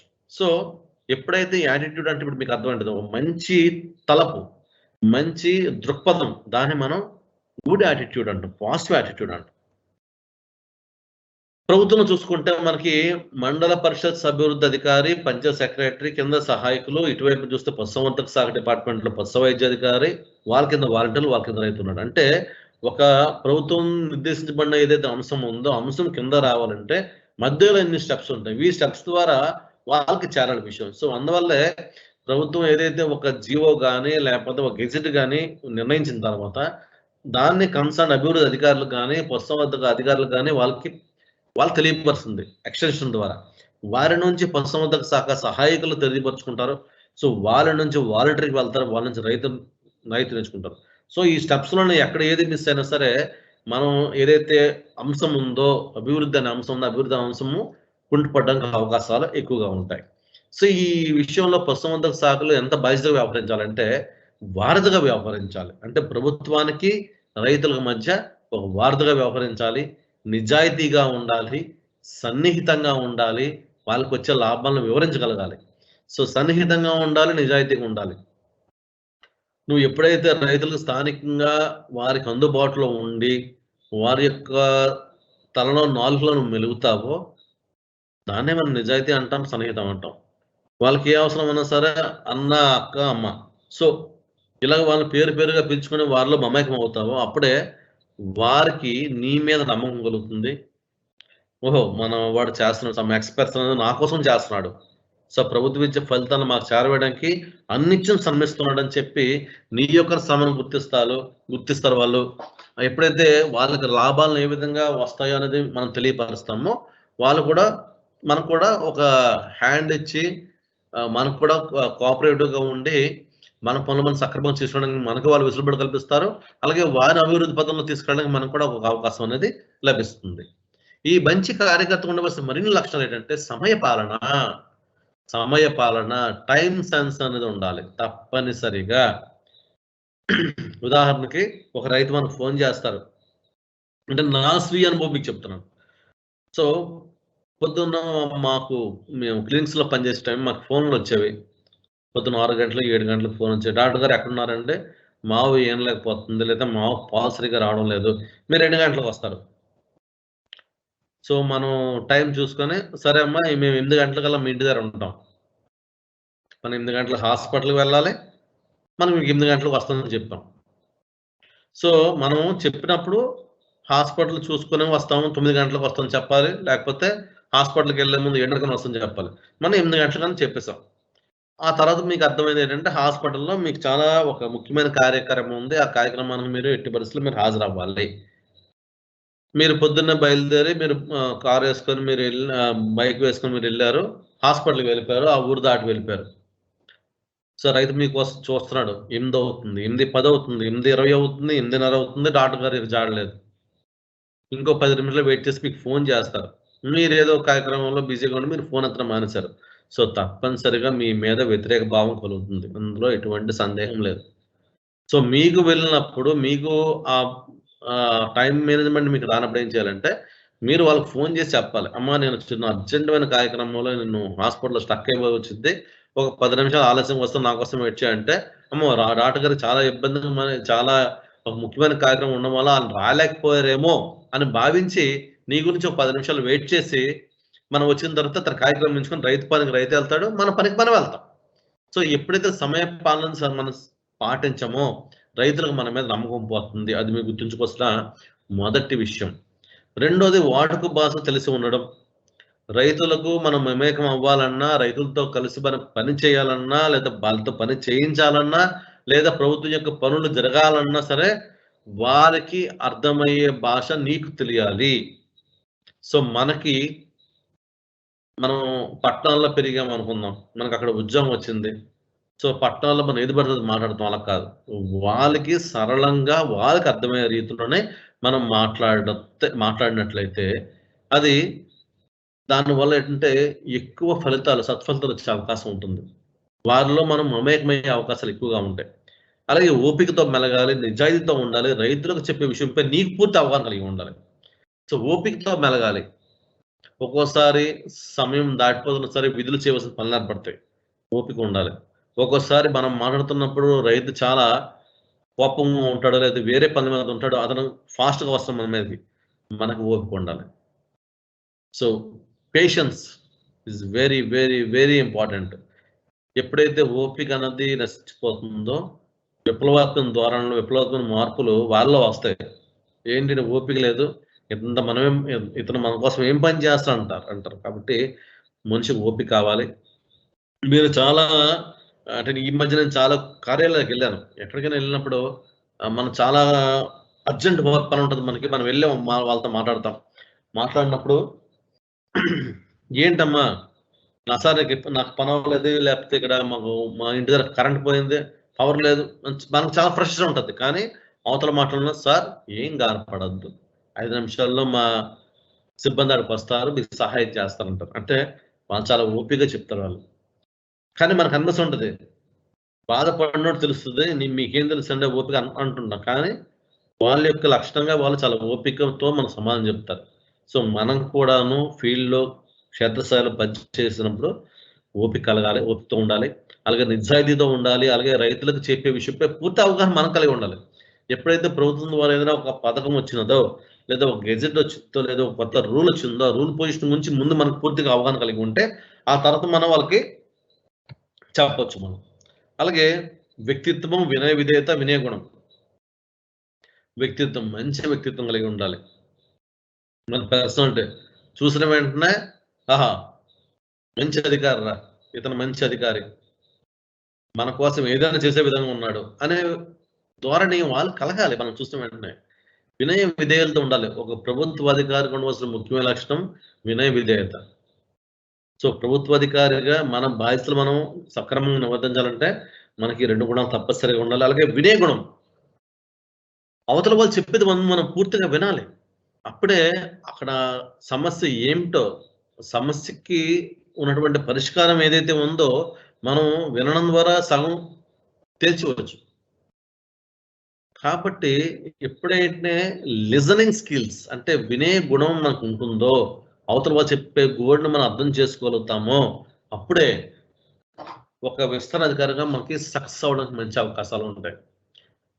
అలానే ఆత్మవిశ్వాసము, నాయకత్వ లక్షణాలు మీకు ఆల్రెడీ చెప్పాను. మనం ఒక పని చేస్తున్నప్పుడు పనిలో మనకు ఎప్పుడైతే సత్ఫలితం వస్తుందో, ఆటోమేటిక్‌గా మనలో ఆత్మవిశ్వాసం ద్విగుణీకృతం అవుతుంది. అంటే నేనేమైనా చేయగలను అనే ఒక భావనొస్తుంది. ఎప్పుడైతే వస్తుందో, మనం ఇంకా మనం ఒక మంచి ఆలోచన దృక్పథంతో, మంచి పాజిటివ్ యాటిట్యూడ్‌తో మనం ముందు కదలగలుగుతాము. మంచి నాయకత్వ లక్షణాలు ఉండాలి. ఎందుకంటే గ్రామంలో చాలామంది ఇటువైపు వెళ్తున్నారో తెలియని పరిస్థితుల్లో చాలామంది ఉంటారు. వాళ్ళని ఒక త్రాటిపైకి తీసుకురావాలంటే నాయకత్వ లక్షణాలు నీకుండాలి. కాన్‌ఫ్లిక్ట్స్ ఉంటాయి. వాళ్ళ గొడవలుంటాయి. వాటిని మనం తగ్గించగలగాలి. వాళ్ళందరినీ ఒక త్రాటిపైకి తీసుకొని రాగలగాలి. అలానే అవన్నీ ఏంటంటే మంచి అభివ్యక్తీకరణ కళలు, సర్దుకుపోయే గుణం, పని చేసే గుణంతోనే సాధ్యం అవుతాయి. ఎప్పుడైతే మన యొక్క అభివ్యక్తీకరణ కళలు అంటే కమ్యూనికేషన్ స్కిల్స్ అనేవి సక్రమంగా పనిచేస్తాయో, ఆ టైంలో చెయ్యాలి, పని చేస్తాయో మనలో ఆటోమేటిక్‌గా మంచి నాయకత్వ లక్షణాలతో మనం ముందుకెళ్ళి వారి యొక్క సమస్యల్ని పరిష్కరించగలిగే తత్వం మనకి అలవడుతుంది. నలుగురితో కలిసి పనిచేసే గుణం కలిగి ఉండాలి. బాధ్యతాయుతంగా మెలిగి ఉండాలి. మంచి దృక్పథం కలిగి ఉండాలి. నలుగురితో కలిసి పనిచేసే గుణం అంటే ఒక రైతు భరోసా కేంద్రంలో 10 మంది వివిధ శాఖల వారు పనిచేస్తుంటారు. సో, మన పని పొద్దున్న 8 గంటలకెళ్ళామంటే సాయంకాలం 6 గంటలకి మన పని అయిపోవాలి. మన పని ఒక్కోసారి 10 మందితో పంచుకోవాలి. 10 మంది చేసే పనుల్లో మనం కూడా చేయి వేస్తే రేపొద్దున నీ పనిలో వాళ్ళు చేయి వేస్తారు. మనం ఎవరికీ అంటకుండా దూరంగా ఒక బొమ్మలో కూర్చున్నట్లయితే మనందరికి ఎవరు రారు. మనకెవరు సహాయం కూడా చేయరు. సో, ఎప్పుడైతే నలుగురితో కలిసి పనిచేసే గుణం, బాధ్యతగా పనిచేసే గుణం కూడా మనం కలిగి ఉన్నట్లయితే, మనం ఆ రైతు భరోసా కేంద్రంలో గాని, లేకపోతే ఆ సంబంధిత మండలంలో గాని మంచి పేరు తెచ్చుకునే విధంగా మనం తయారవ్వచ్చు. అలాగే నిష్పక్షపాత్ర వహించే గుణం, ఇతరులకు చెప్పే గుణం, తోటి వారికి సహాయం చేసే గుణం, అలాగే స్వహానుభూతి. సో, ఒక ఒక పద్ధతి గాని, లేకపోతే ఒక పథకం గాని వచ్చినప్పుడు, దాన్ని ప్రభుత్వంతో ప్రభుత్వంలో ఉన్నాం కాబట్టి ఈ విధంగా పనిచేయాలి. ప్రభుత్వానికి వ్యతిరేకంగా ఎలా పనిచేయాలని మాత్రం మనకు ఉండకూడదు. నిష్పక్షపాతంగా యాస్ పర్ రూల్ పాయింట్ ప్రకారం మనం చేసే విధంగా మనకి భావన కలిగి ఉండాలి. మనకు తెలిసిన విషయాన్ని పక్కోడికి చెప్పే బాధ్యత కూడా మనం కలిగి ఉండాలి. వినే గుణం ఎలాగైతే కలిగి ఉండాలో, పక్కోడికి చెప్పే గుణం కూడా నీకు కలిగి ఉండాలి. ఈ విస్తరణలో ముఖ్యమైనది. అందుకే మీకు చెప్తున్నాను. స్వామి వివేకానంద స్వామి మనకు చెప్పిన ఒక కోట్ మీకు చెప్తున్నాను. ఫలితాన్ని గురించి ఎంత శ్రద్ధ చూపిస్తారో, ఆ ఫలితాన్ని పొందడానికి ఉపయోగించే పద్ధతుల విషయంలో కూడా అంతే శ్రద్ధను పాటించండి. ఓకే. ఒక ఫలితం పొందడానికి ఎంత శ్రద్ధ చూపిస్తాం మనం. కానీ ఆ ఫలితం పొందాలంటే దానికి కొన్ని స్టెప్స్ ఉంటాయి. కొన్ని పద్ధతులుంటాయి. ఆ పద్ధతుల విషయంలో కూడా మనం అంతే శ్రద్ధ పాటిస్తే మనం ఎంత శ్రద్ధ పాటిస్తామో అంత మంచి ఫలితం వచ్చే అవకాశం ఉంటుందని గొప్ప మహామనిషి శ్రీ స్వామి వివేకానంద స్వామి చెప్పారు. అలానే ప్రతి మనిషిలో ఒక పాజిటివ్ యాటిట్యూడ్ ఉంటుంది. నెగెటివ్ యాటిట్యూడ్ ఉంటుంది. ఎనర్జీ లెవెల్స్ కూడా డిఫరెంట్‌గా ఉంటాయి. మీకు చిత్రంలో ఇప్పుడు మీకు చూపిస్తున్నాను. మీకు చూడండి. ఒక మనిషిలో ఎనర్జీ లెవెల్స్, యాటిట్యూడ్ లెవెల్స్ ఏ విధంగా ఉంటే మనిషి ఏ విధంగా తయారవుతాడని చూద్దాం. ఉదాహరణకి మంచి పాజిటివ్ యాటిట్యూడ్ ఉంది అతనికి. మంచి దృక్పథం ఉంది. ఏదైనా చేద్దాం. మంచి భావనలున్నాయి. కానీ ఎనర్జీ లేదు. పని చేయగలిగే స్వభావం లేదు. ఫాస్ట్‌గా పరిగెట్టి ఆ పని చేయండి, ఈ పని చేద్దాం, ఈ పని చేయించండి అనే ధోరణి లేదు. సో, అతను జీవితాంతం స్పెక్టేటర్‌గా మిగిలిపోతాడు. అంటే ప్రేక్షకుడిలా మిగిలిపోతాడు. అతనిలో పాజిటివిటీ ఉంది. ఉండడం అయితే ఉంది. కానీ ఎనర్జీ లెవెల్స్ అతని యొక్క శక్తి, కష్టపడేతత్వం అనేది ఎక్కువగా లేదు. సో, అతను ప్రేక్షకుడుగా మాత్రం మిగిలిపోతాడు. అదే పాజిటివ్ యాటిట్యూడ్ ఉండి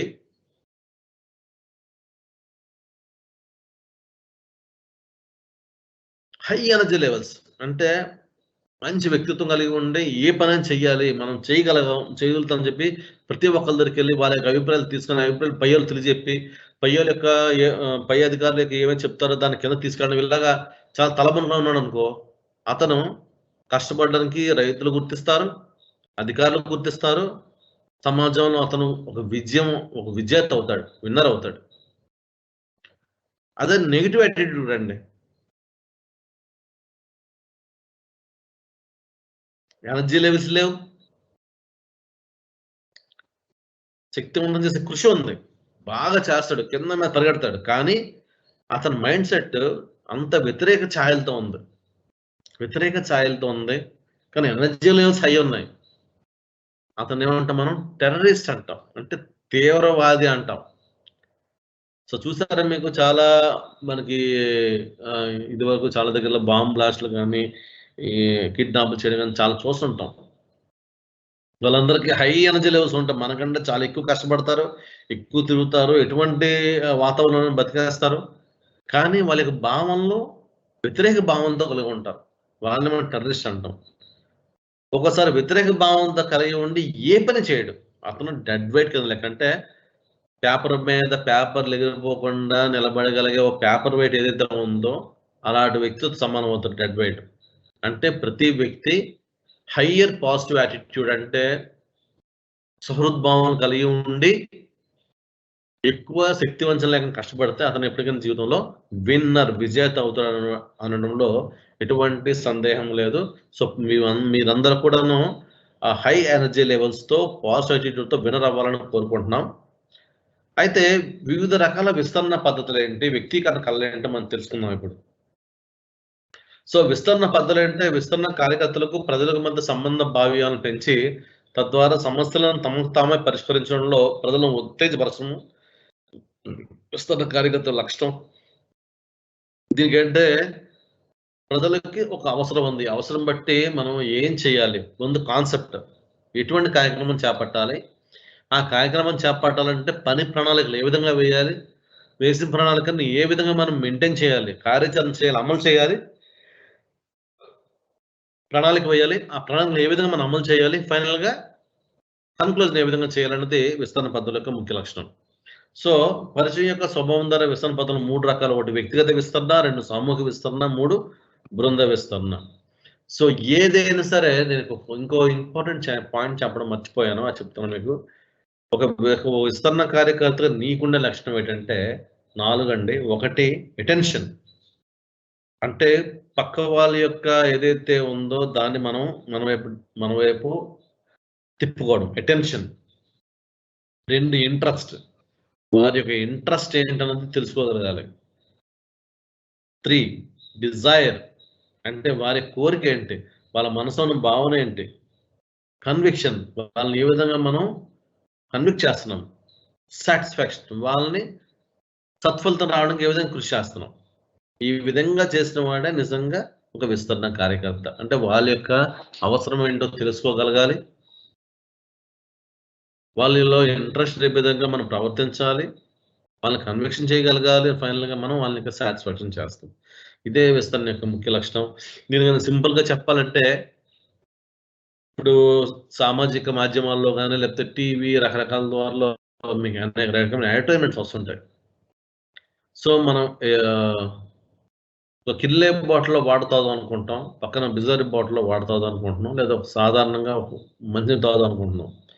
కానీ మీకు సామాజిక మాధ్యమాల్లో గాని లేకపోతే వివిధ రకాల ప్రసార మాధ్యమాల్లో గాని ఒక వాటర్ బాటిల్ తాగాలంటే దానికి ఏ విధంగా చేయాలని వాళ్ళు రకరకాల అడ్వర్టైజ్‌మెంట్స్ ఇస్తుంటారు.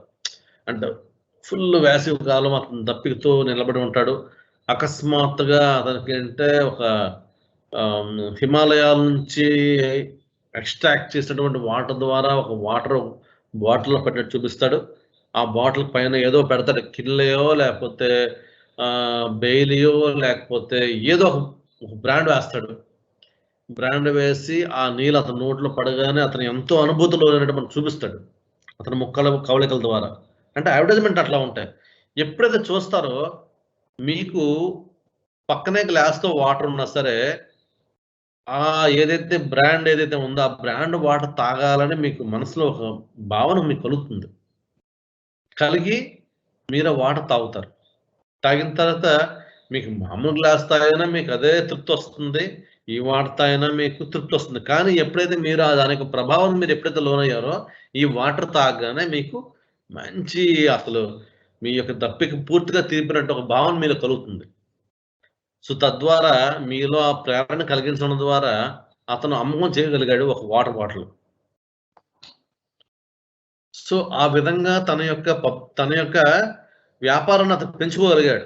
ఎందుకు? ఈ విస్తరణ ద్వారా. అంటే మధ్యలో విస్తరణ ఏమొచ్చిందంటే సామాజిక మాధ్యమాల్లో గాని లేదా ప్రసార మాధ్యమాల్లో గాని తయారు చేసినటువంటి ఒక చిత్రమాలిక లేదా అడ్వర్టైజ్‌మెంట్ ద్వారా మీ యొక్క మనసుని అతను చూరగొని అతని యొక్క బిజినెస్‌ని విస్తరించుకోగలిగాడు.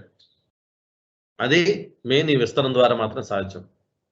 సో, ఈ పద్ధతులు 3 రకాలండి. ఒకటి వ్యక్తిగత విస్తరణ, 2 సామూహిక విస్తరణ, 3 బృంద విస్తరణ. వ్యక్తిగత విస్తరణ అంటే మీకు తెలిసే ఉంటుంది. నేటి కాలంలో మనకు రైతు భరోసా కేంద్రాల్లో ఎవరైతే మీరు క్షేత్రస్థాయిలో మీరు పనిచేస్తున్నారో, ప్రతి ఒక్కళ్ళని పేరు పేరున ఎళ్లి పలకరిస్తున్నారు, ఎళ్లి మాట్లాడుతున్నారు. నేరుగా వాళ్ళ కళ్ళలో చూసి మాట్లాడుతున్నారు. వాళ్ళు చెప్పింది ఓపికగా వినడం, వాళ్ళు అడిగిన దానికి నువ్వు సమాధానం చెప్పడం, అడిగిన దానికి సమాధానం చెప్పడం, అవునైతే అవునని చెప్పడం, లేదంటే లేదని చెప్పడం. వారికేమైనా సమస్యొస్తే తీర్చగలం. ఇవన్నీ వ్యక్తిగత విస్తరణ. అంటే ఇండివిడ్యుయల్‌గా ఒకళ్ళతో మనకి అవతల వ్యక్తితో ఉన్న ఇంటరాక్షన్ మనం వ్యక్తిగత విస్తరణ అంటాం. ఈ వ్యక్తిగత విస్తరణ ద్వారా ఏంటంటే మనం రకరకాల పనులేంటంటే వాళ్ళ ఇంటికెళ్ళి సందర్శించొచ్చు. వాళ్ళ యొక్క కళ్ళల్లోకి లేదా పశువుల యొక్క పాకల దగ్గరికి వెళ్లి వాళ్ళతో మాట్లాడొచ్చు. లేదా ఆఫీస్‌కెళ్ళి మాట్లాడొచ్చు. లేదా ఫోన్ చేసి మాట్లాడొచ్చు.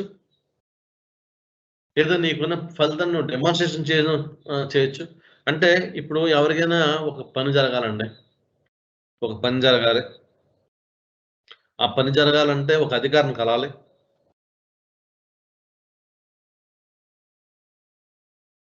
ఆ అధికారిని కలవాలంటే తప్పనిసరిగా అతని యొక్క ఫోన్ నంబర్ ఏదైతే తీసుకొని ఆయనకి ఫోన్ జేస్తారు.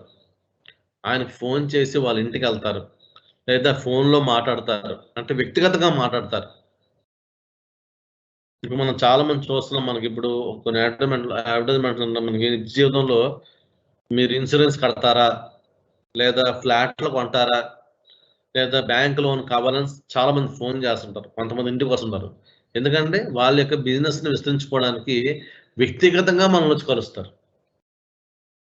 సో, మనకి ఓకే అనుకుంటే ఓకే అని సమాధానం చెప్తాం. లేదు రేపు రమ్మంటే మళ్ళీ రేపొస్తారు. ఎందుకు వాళ్ళకి వ్యాపారాన్ని విస్తరించాలి కాబట్టి. దాన్ని మనం వ్యక్తిగత విస్తరణ అంటాం. వ్యక్తిగత విస్తరణ వల్ల నీకు, మనకి, అవతల వ్యక్తికి సంబంధాలు బలపడతాయి. ఫలితం అనేది వెంటనే తెలుస్తుంది.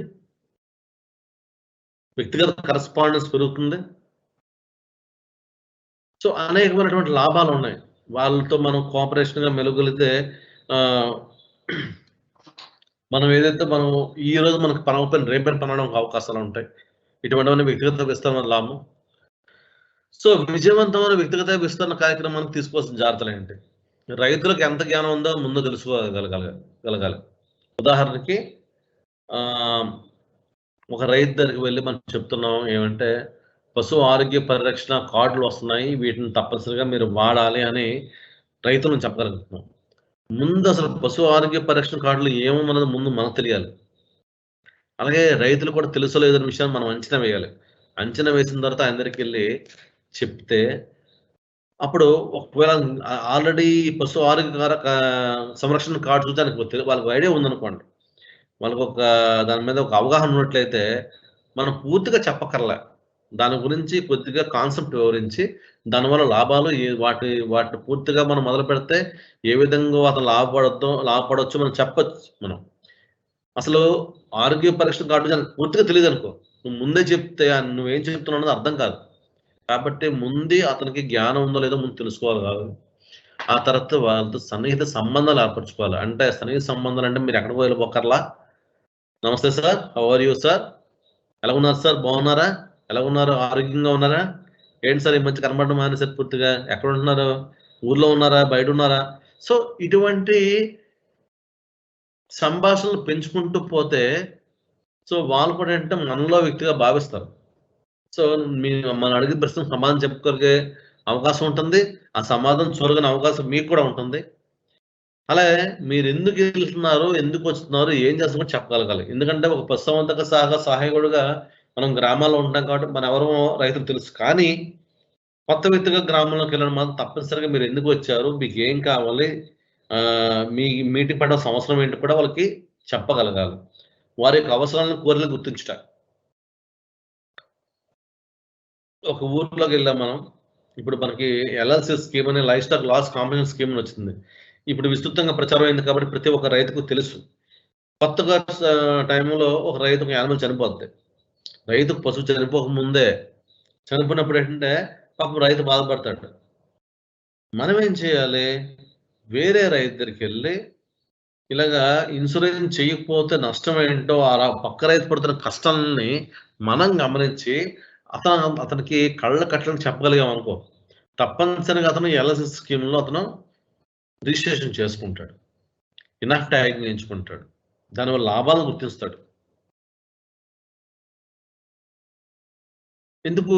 ఇతనికి యాక్చువల్‌గా అవసరం లేదు. ఇన్సూరెన్స్ చేయించుకోలేదు. కానీ అతను జరిగిన నష్టం రేపు ఇతనికి జరగొచ్చని చెప్పి ముందుగానే మీరు మేలుకొని వాళ్ళు చెప్తున్నారు కాబట్టి తప్పనిసరిగా రైతు మన మాటను వినడానికి ఎక్కువ అవకాశాలుంటాయి. అలాగే వారి మార్గంలో వాళ్ళు ఎదుర్కొన్న సమస్యను గుర్తించాలి. ప్రతి ఒక్కళ్ళకి సమస్యలుంటాయి. ఆ సమస్యలేంటో ముందు మనం గుర్తించగలిగితే, ఆ సమస్యలను ముందే పరిష్కరించాలంటే ఏం చేయాలి? లేదా ఒకవేళ మధ్యలో సమస్యొస్తే ఏ విధంగా పరిష్కరించాలనే యొక్క భావన కూడాను వాళ్ళకి తెలియపరిచే అవకాశాలు కూడా ఉంటాయి. ప్రత్యామ్నాయ చర్యలను మరి పరిష్కారాలను పరిశోధించుట. ఒకవేళ ప్లాన్ ఏ వర్కౌట్ అవ్వకపోతే ప్లాన్ బికి ఎలాగెళ్ళాలి? దాన్ని మనం ప్రత్యామ్నాయ చర్యలంటారు. ఆల్టర్‌నేటివ్ మెథడ్స్ అంటాం. అలాగే వారికి సహాయం కావాలంటే ఏ విధంగా సహాయం కావాలి? అలాగే ప్రభుత్వం వారి స్కీమ్ మీద ఒకసారి వాళ్ళు తెలియకుండా సంతకాలు పెట్టేస్తుంటారు. ఈ స్కీమ్ వల్ల లాభం ఏంటి? ఈ స్కీమ్ ఎలా వర్కౌట్ అవుతుంది? ఆ పథకం లాభం పొందాలంటే ఏం చేయాలి? ఒకవేళ తప్పు జరిగితే ఏం చేయాలనే విషయాలని వాళ్ళకి తెలియపరచాలి. వాళ్ళ యొక్క ఈ ఒప్పందాల మీద కూడా వాళ్ళకి అవగాహన రావాలి. అదే మీకు చెప్పాను మీకు వ్యక్తిగత పరిచయాల వల్ల చాలా ప్రయోజనాలుంటాయి. వ్యక్తిగతించబడిన సూచన, స్థానిక సమస్యలపై అంతర్జ్ఞానం అణుచుకోవడానికి సులభమైన మార్గం, తక్షణ అభిప్రాయము, విశ్వాసాన్ని పెంచుతుంది. సో, ప్రతి ఒక్క రైతుని మనం టచ్ చేసినట్లయితే వాళ్ళలో మాకు కాపాడడానికి, మాకేమైనా కష్టం వస్తే ఆదుకోవడానికి ఒక వ్యక్తి ఉన్నాడన్న విషయాన్ని వాళ్ళు గ్రహిస్తారు. ప్రతి విషయం మాకు ఇంటికొచ్చి తెలియపరుస్తున్నారు అని మన మీద నమ్మకం వస్తుంది. అలాగే డైరెక్ట్ ఇన్ఫర్మేషన్ ఏదో పక్కోడు చెప్పాడు కదా! లేదా టీవీలో చూసాను, లేకపోతే పేపర్‌లో చూసిన విషయం కాకుండా అతను డైరెక్ట్‌గా వచ్చి మీకు మొదటి ఇన్ఫర్మేషన్ ఇస్తున్నాడు కాబట్టి రైతులు స్వతహాగా మన మీద నమ్మకం ఏర్పడుతుంది. అలాగే ఇది చాలా సులభమైన మార్గం తక్షణ అభిప్రాయం తెలుసుకోవచ్చు. ఎందుకంటే ఈజీగా మనం ఒక విషయాన్ని కమ్యూనికేట్ చేయొచ్చు డైరెక్ట్‌గా. కమ్యూనికేషన్ చేయొచ్చు. ఆ కమ్యూనికేషన్ వల్ల వాళ్ళ యొక్క అభిప్రాయం ఏంటని ఇమ్మీడియేట్‌గా తెలుసుకోవచ్చు. కొంతమంది ఫోన్‌లో మాట్లాడుతున్నప్పుడు బాబు మీకు ఈ స్కీమ్‌లో ఇష్టమేనా అంటే రేపు చెప్తాను సార్ అంటాడు. ఆ రేపని మరి ఉండదు. అదే డైరెక్ట్‌గా మాట్లాడినప్పుడు మనం అతని కళ్ళు చూసి ఇతనికి ఆ స్కీమ్ కావాలని ఇంట్రెస్ట్ అతనిలో ఉందా లేదా అనేది మనం ఇట్టే తెలుసుకోవచ్చు. కాబట్టి ఇది వ్యక్తిగత పరిచయాల్లో చాలా చాలా ఇంపార్టెంట్ పాయింటు. ఇది మనలో విశ్వాసాన్ని, ఆత్మవిశ్వాసాన్ని పెంచుతుంది.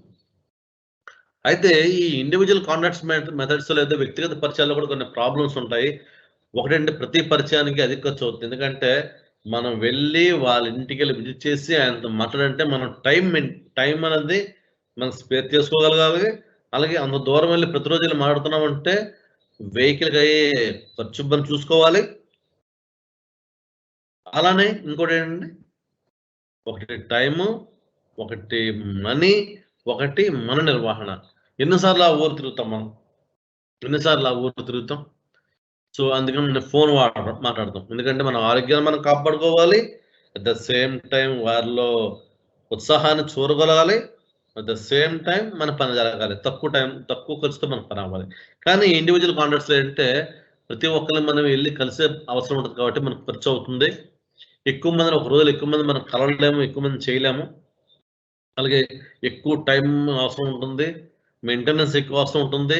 ఒకవేళ అంత దూరం కష్టపడి ఎళ్లి చెప్పినప్పుడు నో అంటే ప్లాన్ బి అనేది మనకు అవకాశం ఉండకపోవచ్చు. ఒక్కోసారి ఏంటంటే బయటకొచ్చి రైతు ఏమంటాడంటే, "ఆ! రేపు స్కీమ్‌లో చేరుతాను సార్" అంటాడు. పక్కకెళ్ళిపోతాడు.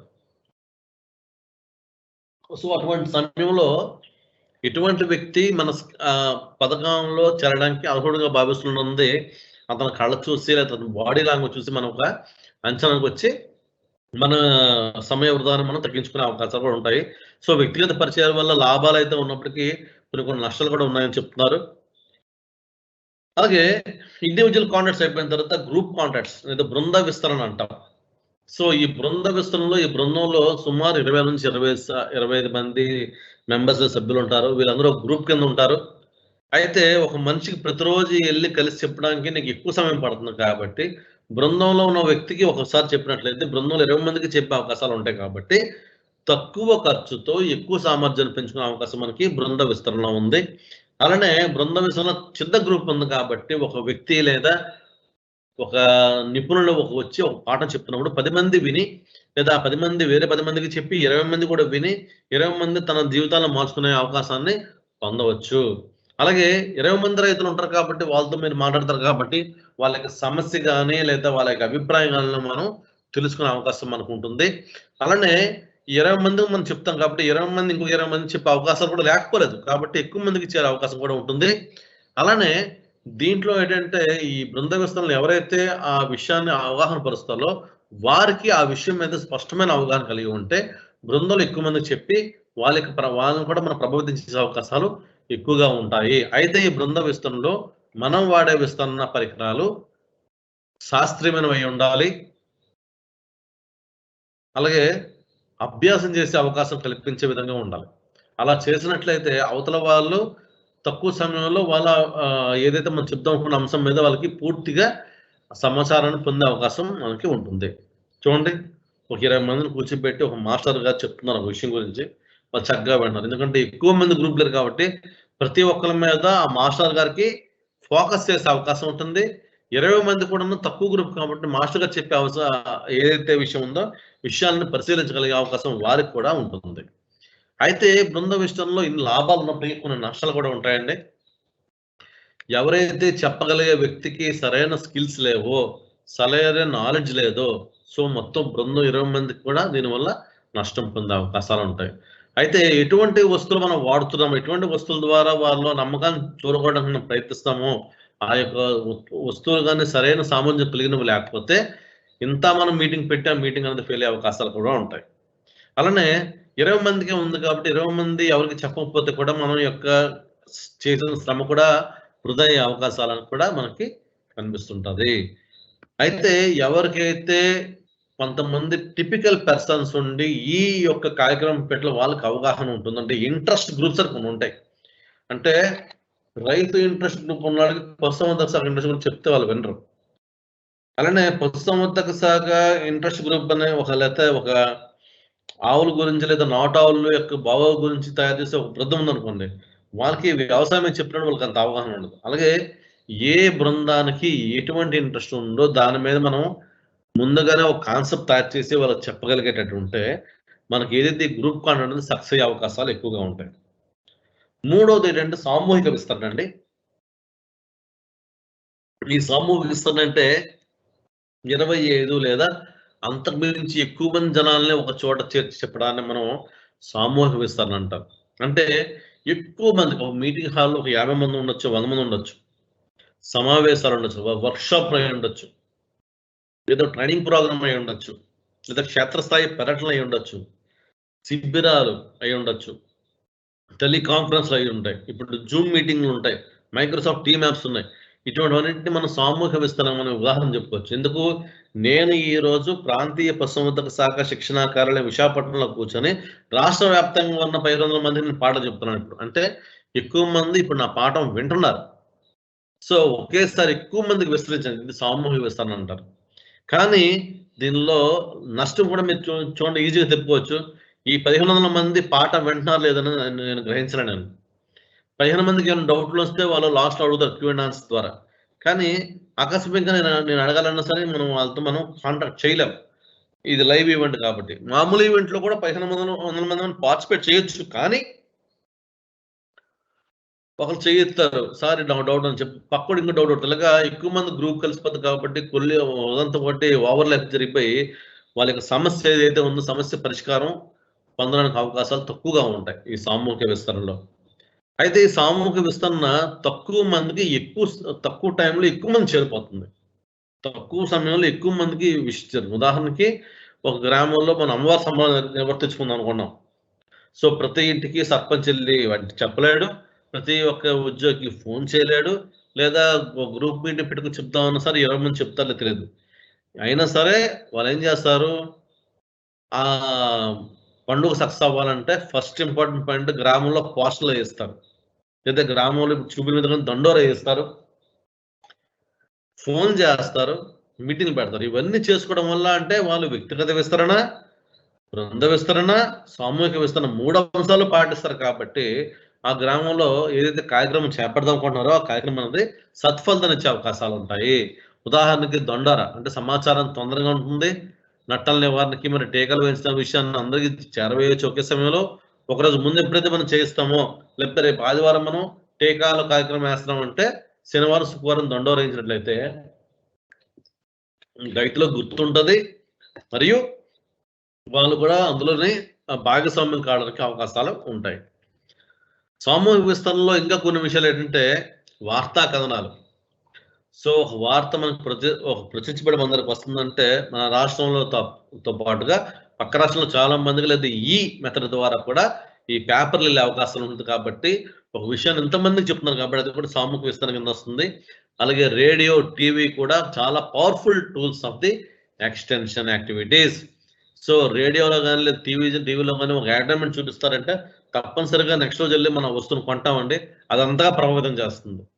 అది కూడా సామూహిక విస్తరణలో భాగం. అలాగే వార్తా లేఖలు, పబ్లికేషన్స్, తోలుబొమ్మల ఆటలు గాని, లేతే కంప్యూటరైజ్డ్ ఇన్స్ట్రక్షన్ అంటే జూమ్ మీటింగ్స్ గాని, లేతే వీడియో కాలింగ్స్ గాని, లేకపోతే మైక్రోసాఫ్ట్ టీమ్ యాప్స్ గాని, లేకపోతే టెలిగ్రామిక్ మెసేజ్‌లు గాని, లేదా ఇంటర్నెట్ సమావేశాలు, ఇంటర్నెట్ సేవలు గాని ఇవన్నీ మనకి సామూహిక విస్తరణలో అంశాలుగా మనం చెప్పుకోవచ్చు. అయితే సామాజిక విస్తరణలో ఏంటంటే ఖర్చు తక్కువగా ఉంటుంది. ఉదాహరణకి ఒక మీటింగ్ పెట్టుకున్నాం మనం. మీటింగ్‌కెళ్ళి ఒక 20 మందిని పిలాలనుకుంటే బృంద విస్తరణ చెప్తాం. కానీ ఊర్లో 200 మంది గూడా వచ్చి మాకెందుకు ఈ విషయం చెప్పలేదన్నప్పుడు ప్రతి ఒక్కళ్ళకి చెప్పే అవకాశం మనం కలిగించాలి కాబట్టి అది సామూహిక విస్తరణ ద్వారా మాత్రం సాధ్యమవుతుంది. సో, గ్రామంలో మనం దండోర వేయించడం ద్వారా గాని, లేకపోతే కరపత్రాలు పంచడం ద్వారా గాని, లేకపోతే పోస్టర్‌లు వేయించడం ద్వారా గాని, లేదా ఫోన్ చేయడం ద్వారా గాని గ్రామంలో ఉన్నటువంటి 200 మంది ఆ కార్యక్రమంలో పాల్గొన్నట్లయితే ఆ కార్యక్రమం సక్సెస్ అవుతుంది. సో, తక్కువ ఖర్చుతో ఎక్కువ మందికి మనం సహాయం చేయగలుగుతాం. అలాగే పెద్ద ప్రేక్షకులను చేరుకుంటుంది. ప్రతి ఒక్క ప్రేక్షకులను చేరుకుంటుంది. ఎక్కువ సంఖ్యలో చేరుకుంటుంది. అలాగే సమావేశానికి హాజరు కాని వారికి కూడా చేరుకుంటుంది. సో, మామూలుగా కొన్ని సమావేశాలకు కొంతమంది హాజరు కాకపోయినట్లయితే ఇప్పుడు ఈ టైంలో ఏంటంటే కోవిడ్ టైంలో చాలా మంది ఈ వర్చువల్ మీటింగ్స్ అనేది వాడుతున్నారు. సో, వర్చువల్ మీటింగ్ అనేది ఎక్కడైనా కూర్చొని వినే అవకాశం ఉంది కాబట్టి తప్పనిసరిగా సమావేశంలో అతను హాజరవ్వడానికి అవకాశం ఉంటుంది. సో, అది కూడా సామూహిక విస్తరణలో భాగమే. అలాగే త్వరగా ప్రేక్షకులను చేరుతుంది. విస్తరణకు గుర్తింపు లభిస్తుంది. విభిన్న విషయాలకు ప్రేక్షకులకు అనుగుణంగా ఉంటుంది. ఉదాహరణకి మనకు 2014లో అనుకుంటా డీమానిటైజేషన్ అనేది స్టార్ట్ అయింది. పాత నోట్లు రద్దయిన విషయం చెప్పారు. సో, ఒక రాత్రి 10 గంటలకి మేము కూర్చున్నాము. బయటకి వెళ్తే ఒక హోటల్‌కెళ్ళి తిందాం అనుకోని బయలుదేరినప్పటికి 10 గంటలకి టీవీలో నరేంద్ర మోడీ గారు నేటి నుంచి రూ. 1000 నోట్లు చెల్లవు అని చెప్పారు. ఆయన చెప్పగానే హోటల్‌లో బిల్ పే చేసి డబ్బులిస్తే రూ. 1000 చల్లని ఆ హోటల్ అతను చెప్పాడు. అంటే అతను చెప్పిన ఫ్రాక్షన్ ఆఫ్ సెకండ్‌లో ఎంత వేగంగా విస్తరించిందండి. ఇదే సామూహిక విస్తరణలో భాగం. ఎక్కడో ఒక విషయం జరిగింది. నిన్న కాక మొన్న టీవీలో ఒక పాట రిలీజ్ అయిందండి. సో, ఇది సామూహిక విస్తరణ కార్యక్రమం కాబట్టి నేను మీకు చెప్తున్నాను. ఎక్కువ మందికి చేరుతుంది. సో, టీవీలో ఒక సినిమా, ఒక ప్రోగ్రామ్ వచ్చింది. జానపద గేయం అది తెలంగాణలోని 'డుగ్గు డుగ్గు బండి' అని చెప్పేసి. ఆ పాటంటే ఎవరికీ తెలీదు ఎక్కువ మందికి. ఎందుకంటే ఎక్కువ మంది దాని మీద చూసినట్లయితే యూట్యూబ్‌లో చూసినట్టయితే తెలుస్తుంది. కానీ మనకు తెలీదు. కానీ ఒకేసారి మొన్న ఒక పెళ్లిలోనే ఒక పెళ్లి కూతురు ఆ పాటకి డాన్స్ ఏసింది. అలాగే ఒక హాస్పిటల్‌లో ఒక నర్స్ ఆ పాటకి నృత్యం చేసింది. ఎప్పుడైతే నృత్యం చేసిందో అవి సామాజిక మాధ్యమంలో చాలా ఫాస్ట్‌గా ఎళ్ళిపోయాయి. అంటే మనం యూట్యూబ్ చూస్తే గాని తెలియని విషయాన్ని మనకు వాట్సాప్‌ల్లోని లేదా టెలిగ్రామ్‌లో గాని లేకపోతే ఆహ్, రీల్స్‌లో గాని వచ్చేసాయి విపరీతంగా. అంటే తక్కువ టైంలో ఎక్కువ మందికి విస్తరణ చేస్తుంది. ఎక్కువ మంది ప్రేక్షకులను చేరుకుంటుంది. అదే సామూహిక విస్తరణ యొక్క మాక్సిమం విజయవంతమయ్యే అవకాశం. అలాగే సమయానుకూలంగా ఉంటుంది. త్వరగా ఎక్కువ మంది ప్రేక్షకులు చేరుతుంది.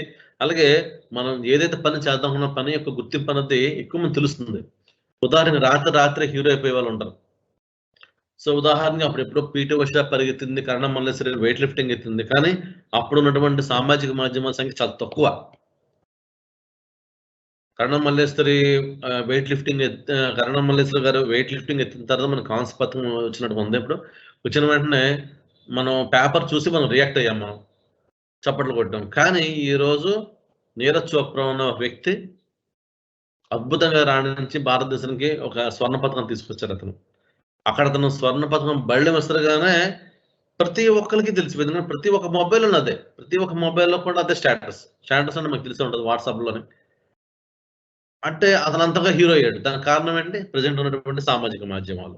సో, అతని యొక్క ఒక వితిన్ ద ఫ్రాక్షన్ ఆఫ్ సెకండ్స్‌లో అతనికి చాలా తక్కువ మంది ఫాలోవర్స్ ఉండేవారు. ఫేస్‌బుక్‌లో గాని, లేకపోతే ఇన్‌స్టాగ్రామ్‌లో గాని. అలాంటిది ఒకేసారి లక్షల సంఖ్యలో అతనికి ఫాలోవర్స్ అయిపోయారు. ఖ్యాతి పెరిగిపోయింది.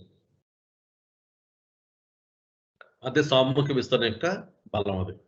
ఓకే. అయితే నష్టాలు కూడా అదే విధంగా ఉన్నాయండి. మరింత ఖరీదుకరమైనవి కావచ్చు. ఎందుకంటే ఒక పెద్ద మీటింగ్ పెట్టాలన్నా అంటే ఇప్పుడైతే ఈ మైక్రోసాఫ్ట్ టీమ్స్ గాని, లేకపోతే రకరకాల సామాజిక మాధ్యమాలు వచ్చిన తర్వాత ఈ ఖరీదనేది లేదు. తక్కువ టైంలో మనం ఎక్కువ మంది మీటింగ్ పెట్టేస్తున్నాము. కానీ మామూలుగా ఎక్కువ మంది మీటింగ్ పెట్టాలనుకుంటే ఒక పెద్ద పబ్లిక్ హాల్ బుక్ చేయడం గాని, పెద్ద గ్రౌండ్‌లో గాని రకరకాల సౌండ్ సిస్టమ్ పెట్టి మనం చెప్పే అవకాశం ఉంది కాబట్టి, అప్పుడది ఖరీదైనది కావచ్చు చెప్తున్నాం. కానీ మామూలుగా అది ప్రెజెంట్ సిట్యుయేషన్ చూసుకుంటే మాత్రం ఇది చాలా తక్కువ ఖర్చుతోనే జరిగిపోతుంది. అలాగే ప్రస్తుత స్థితిలో ఉండనిగే స్థిరమైన పునర్విమర్శ అవసరము. సో, ఏదో ప్రాబ్లమ్ వచ్చినప్పుడు ఆ ప్రాబ్లమ్‌ని ఈజీగా అది ఫోకస్ అయిపోతుంటుంది. ఎవరైనా ఒక చిన్న తప్పు చేశారంటే, ఆ తప్పు చేసిన దాన్ని ఎవరో ఒక వీడియో తీసి పెడితే, మనకు తెలియకుండా రాత్రి మనం పబ్లిష్ అయిపోతుంది. అంటే ఇక్కడ కూడా పేరు ప్రఖ్యాతులొస్తాయి గానీ, వ్యతిరేక ఛాయలో వస్తాయి. సో, ఎప్పుడైనా మనకు పాజిటివ్‌లో రావాలి పేరు ప్రఖ్యాతులు గాని, ఇలా వ్యతిరేక భావనలో రాకూడదు. అలాగే ఒక విషయాన్ని చేరుకోవాలంటే ప్రతి ఒక్కళ్ళకి ఒక ఆండ్రాయిడ్ మొబైల్స్ గాని, లేకపోతే రేడియో గాని, టీవీ సౌలభ్యం గాని ఉంటేనే ఇటువంటి సామూహిక విస్తరణ అనేది త్వరగా ఎక్కువ మంది చేరుతుంది. ఓకే. ఇవన్నీ మనకి సామూహిక విస్తరణ వల్ల నష్టాలు మనం చెప్పుకోవచ్చు.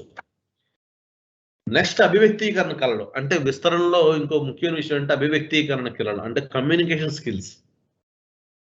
సో, కమ్యూనికేషన్ స్కిల్స్ ఎందుకు కావాలి మనకి? సో, ప్రభుత్వం ఒక స్కీమ్ గురించి మనకు చెప్పింది. ఇప్పుడు రీసెంట్‌గా ఒక స్కీమ్ వచ్చింది. పశువుల మేత చట్టం అనే ఒక స్కీమ్ వచ్చింది. ఈ పశువుల మేత చట్టం గురించి ముందు మనకు అవగాహన కలిగి ఉండాలి. మనకు అవగాహన కలిగి ఉండి, మనం గ్రామంలోనే మీకు చెప్తాం మేము. సో, మీరు గ్రామంలో ప్రతి ఒక్కరికి చెప్పాలి. చెప్పేటప్పుడు ఇక ఎందుకని చెప్తున్నా అభివ్యక్తీకరణ కళలు ఎందుకని చెప్పామంటే, చెప్పే వాళ్ళకి చెప్పే విధంగా చెప్పినట్లయితే, ఆ చెప్పే విషయం వాళ్ళకి నేరుగా చేరుతుంది ఆళ్ళకి. తక్కువ టైంలో చేరుతుంది. వాళ్ళకి మెదడులో ఎక్కుతుంది. అభివ్యక్తీకరణ కళలు లేకుండా చెప్పగలిగితే, మనం ఎక్కువ స్థాయిలో మనం అనుకున్న స్థాయిని మనం పొందలేం మనం. సో, కమ్యూనికేషన్ స్కిల్స్ అనేవి నేటి సమాజంలో ప్రతి ఒక్కటి అవసరం. అంటే మనకు తెలిసిన అంశాన్ని పక్క వాళ్ళకి ఏ విధంగా అర్థమయ్యే రీతిలో చెప్తున్నామో, అదే మనం వ్యక్తీకరించే కళ, అభివ్యక్తీకరించే కళ. ఆ విధంగా చెప్పగలిగితే వాళ్ళకి త్వరగా అర్థమయ్యే అవకాశం కలిగి ఉంటే, నీ యొక్క అభివ్యక్తీకరణ కళలు బాగున్నట్టు మనం చెప్పుకోవచ్చు. సో, శాస్త్రీయ అవగాహనతో పాటుగా కమ్యూనికేషన్ లక్షణాలు కూడా కలిగి ఉండాలి. సో, ఒక విషయం తక్కువ సమయంలో ఎక్కువ మందికి చేరాలంటే నీకు కమ్యూనికేషన్ స్కిల్స్ ఎక్కువగా ఉండాలి. అట్ ద సేమ్ టైమ్ నీకు నాలెడ్జ్ కూడా ఉండాలి. ఆ విషయం పైన నీకు అవగాహన కూడా కలిగి ఉండాలి. హ్మ్.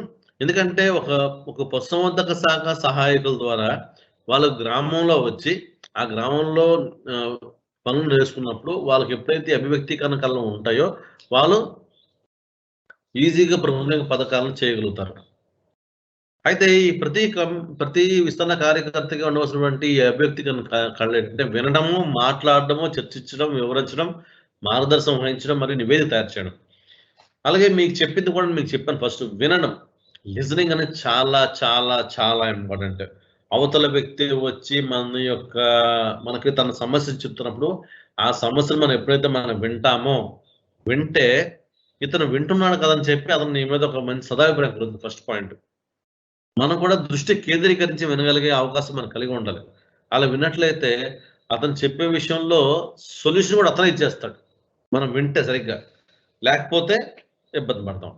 ఒక్కోసారి ఏమైనా కొన్ని పాయింట్లు స్కిప్ అయిపోయినప్పుడు మనం అతనికి సత్ఫలితాన్ని ఇచ్చే అవకాశం కూడా మనకి ఉండదు.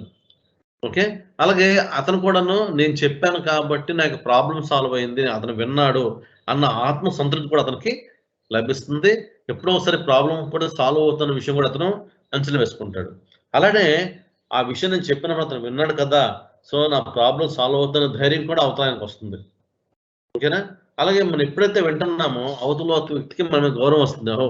నేను చెప్పిన మాట వింటున్నాడే, లేకపోతే ఒకసారి వినకపోతే లేదా ఫోన్లో ఏదైనా ఇయర్ ఫోన్స్ పెట్టి మాట్లాడుకున్నట్లయితే మన మీద ఏహీభావం కలుగుతుంది. కాబట్టి ఎప్పుడైనా సరే అవతల వాళ్ళు చెప్పే విషయాన్ని పూర్తిగా వినాలి. అందువల్ల మనకు రైతు భరోసా కేంద్రంలో మనం కూర్చోబెడతాం కూడాను. 2 సంభాషించడం. వినిన తర్వాత ఆ ప్రాబ్లమ్‌ని మనం అనాలిసిస్ చేసుకొని, విశ్లేషించుకొని మళ్ళీ మనం మాట్లాడాలి. సో, ఒక మంచి మాట చాలా అంతరాలను తీర్చేస్తుంది. అలానే నోరు మంచిదైతే ఊరు పంచుతుందన్న సామెత కూడా ఉంది. అంటే ఒక మంచి మాటతో పెద్ద పెద్ద యుద్ధాలను సైతం ఆపే అవకాశం కూడా ఉంది. అదే మాట్లాడాలని గొప్పతనం. ఒక ఒక కొంతమందికేంటంటే చాలా వాళ్ళకి నైపుణ్యాలుంటాయి. విషయ పరిజ్ఞానం చాలా ఎక్కువ ఉంటుంది. కానీ వాళ్ళకి మాట్లాడే అవకాశం అనేది వాళ్ళకి రాదు. వచ్చినా మాట్లాడరు. అలాంటప్పుడు జనాల్లో కూడాను వీళ్ళలో ఒక రకమైన భావన ఏర్పడుతుంది. వీడికేటి రాదురా అని. కాబట్టి తప్పనిసరిగా అవతల వాళ్ళతో మనం మాట్లాడడం అనేది నేర్చుకోవాలి. చర్చించడం. మాట్లాడడం నువ్వు ఒక్కడివే మాట్లాడేసి దాని మీద డెసిషన్ తీసుకుంటే మళ్ళీ జనాలందరూ మిమ్మల్ని తిడతారు. అలా కాకుండా మనం వినాలి, విని మాట్లాడాలి. మాట్లాడిన విషయాన్ని చర్చలో పెట్టాలి. ఎప్పుడైతే మనం చర్చలో పెడతామో అవతల వ్యక్తి యొక్క అభిప్రాయాలు కూడా మనం తెలిసిన వాళ్ళం అవుతాము. మన యొక్క అభిప్రాయం అతను తెలిసినోడు అవుతాడు. ఇద్దరి అభిప్రాయాలని పక్కపక్కన పెట్టి అభిప్రాయాల ద్వారా ఒక సదాభిప్రాయానికి వచ్చే అవకాశం ఉంటుంది. అంటే ఒక కార్యాన్ని నిర్వహించాలంటే మంచి స్టెప్ లేదా మంచి సూచన ఏ విధంగా చేయాలనే విషయం కూడా మనకి డిస్కషన్ లేదా చర్చించుకోవడం ద్వారా మనం సాధించుకోవచ్చు. నెక్స్ట్ అనాలిసిస్ చేయడం. సో ఎప్పుడైతే చర్చించుకుంటామో ఈ పనిని మనం ఈ విధంగా చేయాలని మనం చెప్తాం. ఈ పనిని ఈ విధంగా చేస్తే బాగుంటుందని వేరే విషయం చెప్తారు. సో ఇద్దరు విషయాలను తీసుకొని తక్కువ ఖర్చుతో ఎక్కువ మందికి ఈ విషయం ఎలా విధంగా చేరువవుతుంది అనే విషయాన్ని అనాలిసిస్ విశ్లేషణ చేసుకొని చేయడం ద్వారా ఆ పని సులువుగా అవుతుందన్నమాట. అదే విశ్లేషణ క్లాస్. నెక్స్ట్ మార్గదర్శనం వహించడం. Leadership quality. సో ఎప్పుడైనా సరే ఒక విస్తరణ కార్యకర్తకి మంచి పాజిటివ్ యాటిట్యూడ్‌తో పాటుగా లీడర్‌షిప్ క్వాలిటీస్ కూడా ఉండాలి. సో 10 మంది రైతులు ఒక మాట వినకపోతే 10 మంది రైతులు కన్విన్స్ చేయగలగాలి. ఎప్పుడైతే మనం కన్విన్స్ చేస్తామో ఎందుకంటే నీ మీద వాళ్ళకి ఎప్పుడైతే నమ్మకం కలుగుతుందో, నీ మీద మంచి సదాభిప్రాయంతో ఉంటారో, ఎప్పుడైతే నువ్వు వాళ్ళని సమన్వయం చేసుకుంటూ ముందుకెళ్తారో తప్పనిసరిగా నీ కార్యక్రమం ఏదైతే ఉందో నీ కార్యక్రమంలో సక్సెస్ రావడానికి వాళ్ళు కూడా నీ కోసం ప్రయత్నిస్తారు. అలాగే ఆ కార్యక్రమం పైన పూర్తి అవగాహన కలిగి దానిలో లోతుపాట్లు కూడా మనకు తెలిసినట్లయితే ఆ విషయాన్ని వాళ్ళకి తెలియపరిచి వాళ్ళ సామర్థ్యాలు పెంచే అవకాశం కూడా మనకి ఉంటుంది. అలానే నివేదికలు తయారు చేయడం. సో వినడము, మాట్లాడడము, చర్చించడం, విశ్లేషించడము, మార్గదర్శనం వహించడం మరియు నివేదికలు తయారు చేయడం. సో అక్కడితో అయిపోతే కాదు. నివేదికలు తయారు చేయడం. సో నివేదికలు అంటే ప్రస్తుతం సహాయం తప్పనిసరిగా అతను ఈ నెల రోజుల్లో లేదా రోజువారీ పనులు చేస్తున్నారు. ఆ పనుల మొత్తాన్ని ఒక కాగితం మీద పెట్టుకోవాలి. రికార్డ్ చేసుకోవాలి. రికార్డ్ చేసుకుంటే ఏదో రోజు బుక్ ఓపెన్ చేసినప్పుడు ఆ రోజు నేను అంత నివేదిక తయారు చేశానా అని చెప్పి మనలో మన మీదే ఒక సదాభిప్రాయం ఏర్పడుతుంది. మన విజయాల పట్ల మనకో నమ్మకం వస్తుంది. అలాగే ప్రతి ఒక్క విజయానికి మనం ఏదైతే అంశం మనం రాసుకుంటున్నామో నివేదిక అన్నది ఒక ప్రోత్సాహకరంగా ఉంటుంది. సో మనం చేసే పనులు బట్టి, మనం చేసే యాక్టివిటీస్ బట్టే మనకి రకరకాల ప్రోత్సాహాలు కూడా పై అధికారులు ఇచ్చే అవకాశం ఉంటుంది. కాబట్టి నివేదికలు అనేవి చాలా చాలా ఇంపార్టెంట్. సో ఈ చిత్రంలో చూస్తే వర్డ్స్ మాటలు ఎంత శాతం వస్తున్నాయి, బాడీ లాంగ్వేజ్ ఎంత శాతం వస్తుంది, మనం మాట్లాడే మన తీరు కూడా ఎంత శాతం వస్తుంది చూడండి. మన మాటలు ఓన్లీ 20% మాత్రమే వస్తాయి. మిగిలిన 15% మన యొక్క టోన్ ద్వారా వస్తుందని చెప్తున్నారు. ఫైనల్లీ బాడీ లాంగ్వేజ్ అంటే ఏ విధంగా మన శారీరక దృక్పథం లేదా శారీరక భాష ఏదైతే ఉందో ఆ భాష ఆధారంగానే ఇంచుమించు 90% వరకు ప్రాబ్లమ్ సాల్వ్ చేసుకునే అవకాశాలు ఉన్నాయి. అయితే మన యొక్క ప్రతి మనిషిలో ఉండే యొక్క అభివ్యక్తిక కళని ఎలా మెరుగుపరచాలి? ఫస్ట్ వినడం ద్వారా అంటే అవతల వ్యక్తి చెప్పే విధానం పూర్తిగా విని దాని సమాచారం తెలుసుకోవాలి. అప్పుడే మన కమ్యూనికేషన్ స్కిల్స్ బాగున్నట్లు లెక్కవుతుంది. అదే చెప్పారు. మంచి సంభాషణకర్తగా మారడానికి మంచి శ్రోతలుగా ఉండడం చాలా చాలా అవసరం. ఎందుకంటే వారి యొక్క సంభాషణను నువ్వు గ్రహించాలి. గ్రహించి నువ్వు ఏం చెప్తున్న విషయాన్ని నేను అవకలింపు చేసుకోవాలి. అలా చేసిన విషయాలను తిరిగి దాని యొక్క ప్రాబ్లమ్స్ ఏవైతే రాసుకుంటున్నామో ఇది నువ్వు బాగా వింటున్నావు అని చెప్పడానికి అవకాశాలు ఉంటాయి. 2 సంక్షిప్తత అంటే మీరు చేసే పనులు ఏదైతే ఉన్నాయో అది తక్కువ టైంలో చెప్పాలి. అంటే నీకు మనిషి దగ్గర 5 నిమిషాలు 10 నిమిషాలు అపాయింట్మెంట్ దొరికినప్పుడు ఆ 10 నిమిషాల్లో ఏమైతే మనం చెప్దాం అనుకున్న విషయాన్ని సంక్షిప్తంగా చెప్పగలిగే అవకాశం మనకి కలిగి ఉండాలి. అది కూడా ఒక యక్షగాన కార్యకర్తకు ఉండే గొప్ప లక్షణం. మూడోది బాడీ లాంగ్వేజ్. మంచి బాడీ లాంగ్వేజ్ ప్రాక్టీస్ చేయటం. ఐ టు ఐ కాంటాక్ట్స్ ఉపయోగించకుండా, అలాగే ఎవరితో డిస్కస్ చేస్తున్నప్పుడు మరీ యారగెంట్‌గా వెళ్ళిపోకుండా గట్టిగా మాట్లాడుతూ మన యొక్క ప్రాబ్లమ్ ఏదైతే ఉందో ప్రాబ్లమ్ చెప్పుకుంటే అవతల వ్యక్తికి పాజిటివ్ భావం కలుగుతుంది. లేదు అతను ఎంత పెద్ద అవసరమైనా నువ్వు ఇష్టానుసారం నువ్వు మాట్లాడితే నీ బాడీ లాంగ్వేజ్ చెడ్డదైతే మనకు కూడా తెలియక వ్యతిరేకమైనటువంటి ఛాయలు వచ్చే అవకాశాలు కూడా ఉంటాయి. అది బాడీ లాంగ్వేజ్ యొక్క ముఖ్యమైన ఉద్దేశం. సో ఒక పార్టీలో ఒక వ్యక్తి వచ్చి చెయ్యిప్పుకుంటూ హాయ్ హలో అని మాట్లాడుకుంటూ వెళ్ళిపోతున్నారు. ఎవర్రా బాబు మంచి యాక్టివ్గా ఉన్నాడు అనుకుంటాం. ఒక లోపలికి వస్తారు, ఎందుకు వచ్చామో తెలియదు, అలా వెళ్ళిపోయి భోజనం దగ్గరికి కూర్చుంటారు. సో అతని బాడీ లాంగ్వేజ్ డిఫరెంట్, ఇతని బాడీ లాంగ్వేజ్ డిఫరెంట్. ఇద్దరు ఒకే పెళ్లికి వచ్చారు, ఒకే ఏజ్లో ఉన్నారు. ఒకటి యాక్టివ్గా ఉన్నాడు, ఒకటి ప్యాసివ్గా ఉన్నాడు. సో బాడీ లాంగ్వేజ్ బట్టి కూడా ఒక వ్యక్తి ఏ విధంగా ఉంటాడో ఆ వ్యక్తిని అంచనా వేయడానికి అవకాశం ఉంటుంది. అయితే విస్తరణ మాధ్యమాలు ఏంటి, అసలు విస్తరణ మాధ్యమాల ప్రాముఖ్యత ఏంటి ఈ విస్తరణలో? ఎందుకు మనం ఇప్పుడు వివిధ రకాల విస్తరణ పదవులు తెలుసుకున్నాము, అలాగే అభివ్యక్తీకరణ కళ్ళమని తెలుసుకున్నాము.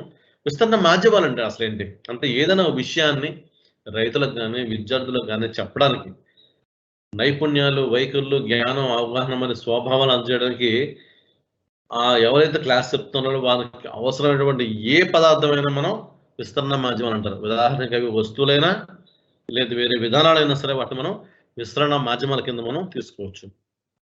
సో విస్తరణ మాధ్యమాల వల్ల కొన్ని లాభాలు కూడా ఉన్నాయి. ఎవరైతే వస్తున్నారో వారు దాన్ని వినడం ద్వారా, మళ్ళీ చెప్పడం ద్వారా, మళ్ళీ విశ్లేషించడం ద్వారా నేర్చుకునే సామర్థ్యం కలిగి ఉంటారు. అలాగే ఏదైతే మనం ఎక్సర్సైజ్ చేస్తున్నాం ఎక్సర్సైజ్ ఈజీగా అయిపోయే అవకాశాలు ఉంటాయి. నాలెడ్జ్ పెరుగుతుంది, ఇంట్రెస్ట్ పెరుగుతుంది. అలాగే మనకి ఉన్న జ్ఞానేంద్రియాల ద్వారా అవతల వ్యక్తిని అంచనా వేసి మనం ప్రాబ్లం సాల్వ్ చేసుకుంటే మన యొక్క ఫలితం కూడా మంచి ఫలితం వచ్చే అవకాశాలు మనకి ఉంటాయి. ఈ పరికరాల్లో చాలా ఉంటాయి మాధ్యమాల్లో. దృశ్య శ్రవణ పరికరాలు అంటాం. దృశ్య శ్రవణ పేర్లో ఉన్నంటే కంటికి చెవులకి భావనలు కలిగించే పరికరాలను మనం దృశ్య శ్రవణ పరికరాలు అంటాం. సో వీటిని మనం ఆడియో విజువల్ ఎయిడ్స్ అంటాము. ఇదివరకు చాలా తక్కువగా ఉండేవి, కానీ ఇప్పుడు దృశ్య శ్రవణ పరికరాలకి చాలా వాల్యూ వచ్చింది. ఏ పని మనం కమ్యూనికేట్ చేయాలో దృశ్య శ్రవణ పరికరం లేకుండా మనం ఏ పని చేయగలిగే స్థితిలో మనం ఉన్నాం. దీనికి ఈ పరికరం సమర్థంగా వాడాలంటే మనం వెల్ ట్రైన్డ్ అయ్యి ఉండాలి, మంచి కమ్యూనికేషన్ స్కిల్స్ మనం కూడా కలిగి ఉండాలి. సో ఒక ఏజెంట్ ఒక గ్రామ పెద్ద సమావేశాలు మాట్లాడుతున్నా లేదా రైతుల బృందంతో మాట్లాడుతున్నప్పుడు క్షేత్రంలో సమస్యని చర్చించడానికి లేదా తెలుసుకోవడానికి ఇద్దరు ఆడియో క్లిప్స్ కానీ వీడియో క్లిప్స్ కానీ ఉంటే తప్పనిసరిగా ఆ పెద్ద మనిషి అనేది మనకి ఆ సహాయం చేసే అవకాశాలు మనకు ఉంటాయి. ఈ దృశ్య శ్రవణ పరికరాలు కూడా 3 రకాలు ఉంటాయండి. ఒకటి శ్రవణ పరికరాలు, 2 దృశ్య పరికరాలు, 3 దృశ్య శ్రవణ పరికరాలు. శ్రవణ పరికరాలు అంటే ఓన్లీ ఆడిబుల్, చెవుల ద్వారా మనం వినుతాం. ఉదాహరణకి రేడియో కానీ, టేప్ రికార్డర్ కానీ, టెలిఫోన్ కానీ, పబ్లిక్ ఎడ్ సిస్టమ్ కానీ, స్పీకర్లు కానీ మనకి ఈ శ్రవణ పరికరాల కింద వస్తాం. అలాగే దృశ్య పరికరాలు 2 రకాలు ఉంటాయి. దృశ్య శ్రవణ పరికరాలు కూడా 2 రకాలు ఉంటాయి. దృశ్య పరికరాలు 2 రకాలు ఏంటంటే ప్రొజెక్ట్ చేసేవి, ప్రొజెక్ట్ చేయనివి. సో దృశ్య శ్రవణ పరికరాల్లో ప్రొజెక్ట్ అంటే అవతల వ్యక్తి కూడా దాన్ని విజువల్ చేయగలం. ఉదాహరణకి ఓవర్ హెడ్ ప్రొజెక్టర్ మనం పెట్టామంటే ఆ ప్రొజెక్టర్ పక్కన కూడా చూస్తాడు. అలాగే బయోమెట్రిక్ ప్రొజెక్టర్, అలాగే ఎలక్ట్రానిక్ బోర్డ్, ఎల్సిడి ప్రొజెక్టర్, మూకీ సినిమా, వీటన్నిటిలో మనకి ప్రొజెక్ట్ చేసామంటే మన కంటికి కనబడడం మాత్రం కనిపిస్తాయి. అలాగే ప్రొజెక్ట్ చేయనుకున్నాడంటే కంటికి కనబడడం అనుకోకుండా మనం ఏదైతే మొబైల్ ద్వారా ఆండ్రాయిడ్ ద్వారా చేస్తామో ఆ విషయాలు చేయను ఉంటాయి కొన్ని. ఉదాహరణకి పోస్టర్ తయారు చేయట, చార్ట్ తయారు చేయట, బోర్డు తయారు చేయట, నమూనాలు తయారు చేయట, లేదా కరపత్రాలు తయారు చేయటం, ఇవన్నీ మనకి ప్రొజెక్ట్ చేయని దృశ్య పరికరాల కింద వస్తాయి. అలాగే దృశ్య శ్రవణ పరికరాలు కూడా మొత్తం కూలంకుషంగా 2 కలిపి చేస్తే ఈ వీటిలో ప్రొజెక్ట్ చేసే మనకి టీవీ సినిమా ద్వారా, 2 ప్రొజెక్ట్ చేయనివి బుర్రకథ మరి హరికథ ద్వారా మనం అవుతాయని మనం తెలుసుకోవచ్చు. సో దృశ్య శ్రవణ పరికరాలు 3 రకాలు. ఒకటి శ్రవణ పరికరాలు, 2 దృశ్య పరికరాలు, 3వది దృశ్య శ్రవణ పరికరాలు. వీటన్నిటిలో అతి ముఖ్యమైనది రేడియో. ఇది ఒక మాస్ మాధ్యమం, మాస్ మీడియా అంటారు. సో తక్కువ మందికి ఇందాక మీకు చెప్పాను, తక్కువ సమయంలో ఎక్కువ మందికి విషయం చేరవేయాలంటే ఈ రేడియో ద్వారా సాధ్యం. ఒకప్పుడు రేడియోని చాలా మనం వాడేవారు. దీన్ని మనం వన్ వే కమ్యూనికేషన్గా మనం చెప్పుకోవచ్చు. 2 టెలిఫోన్. సో ప్రతి ఒక్కరికి ఇప్పుడు టెలిఫోన్ అనేది లేకపోతే ఎంత దారుణంగా ఉండే పరిస్థితి వాళ్ళకి అర్థమైపోతుంది. సో వ్యక్తిగతంగా ప్రతి వ్యక్తికి సమాచారం చేయాలంటే టెలిఫోన్ మించిన సాధనం లేదు. విత్ స్మార్ట్ మీడియా ద్వారా కానీ, లేకపోతే గవర్నమెంట్ మీడియా ద్వారా కానీ, ఏదైనా సరే టెలిఫోన్ ద్వారా టెలిఫోన్ లేకపోతే మనం ఏ పని సరి చేయలేకపోతాం. ఉదాహరణకి రైతులు ట్యాక్స్ కాల్ చేయగలిగితే మరి తగినంత రెవెన్యూ లభిస్తుంది. సో మనకే అవసరం అనుకోండి, మనం ఫోన్ చేసాం, వ్యక్తిగత కాంటాక్ట్ అనేది మనం పెట్టుకోవడం మానేస్తాం ఈ కోవిడ్ టైంలోనే. సో మనకి ఏదో అవసరం వచ్చింది, ఇల్లు మారాలి, మనకి ఒక ప్యాకెట్స్ అండ్ మూవర్స్ కావాలి, మనం అందులో తిరగలేం కదండి.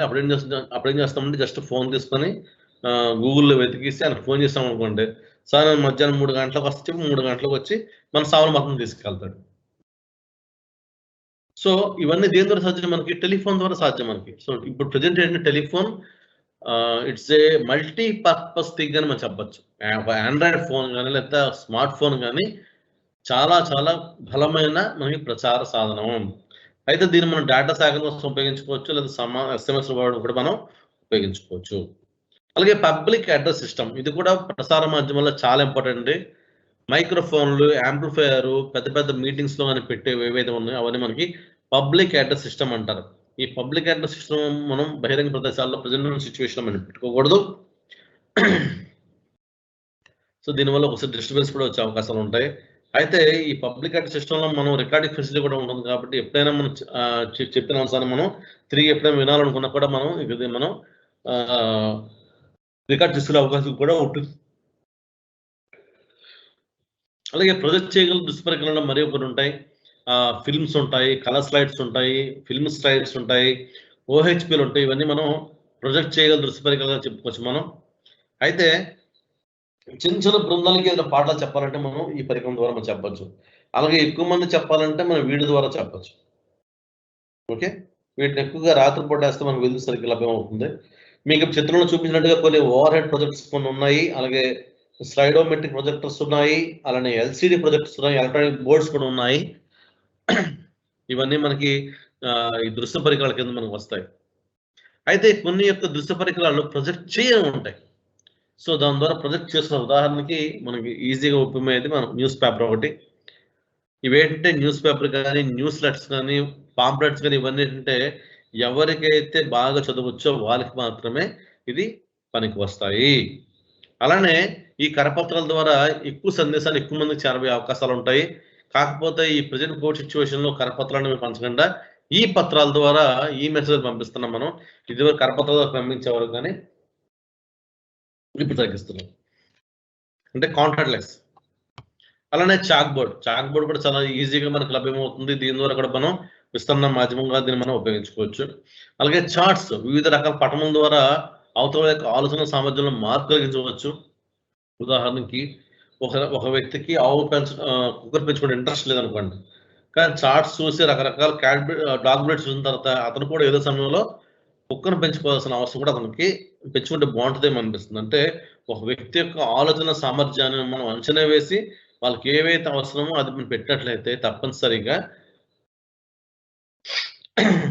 లాభం పొందే అవకాశాలు ఉంటుంది. ఓకే, సో ఈ చార్ట్స్ ఏవైతే ఉన్నాయో చార్ట్స్ చాలా వాస్తవానికి దగ్గరగా ఉండాలి. అలాగే మంచి బాగా డిజైన్ చేయబడి ఉంటే చూసే వాళ్ళు కూడా మంచి కంటికి ఇంపు కలుగుతున్న అవకాశాలు ఉంటుంది. అలానే పోస్టర్, సో మనకు తెలుసు రాబోయే సంఘటనలు మనం ప్రచారం చేయడానికి మీడియా వాడుతున్నాము. అయితే పోస్టర్లు నింపుకోవచ్చు చాలా, అంటే ఈ సామాజిక మాధ్యమాల్లో వేగంగా రావడం, అనేకమైనటువంటి విప్లవాత్మక మార్పులు రావడం వచ్చినా సరే ఈ గోడ పత్రిక అనేది మనం ఇప్పటికీ మనం వాడుతుంటాం వీటిని.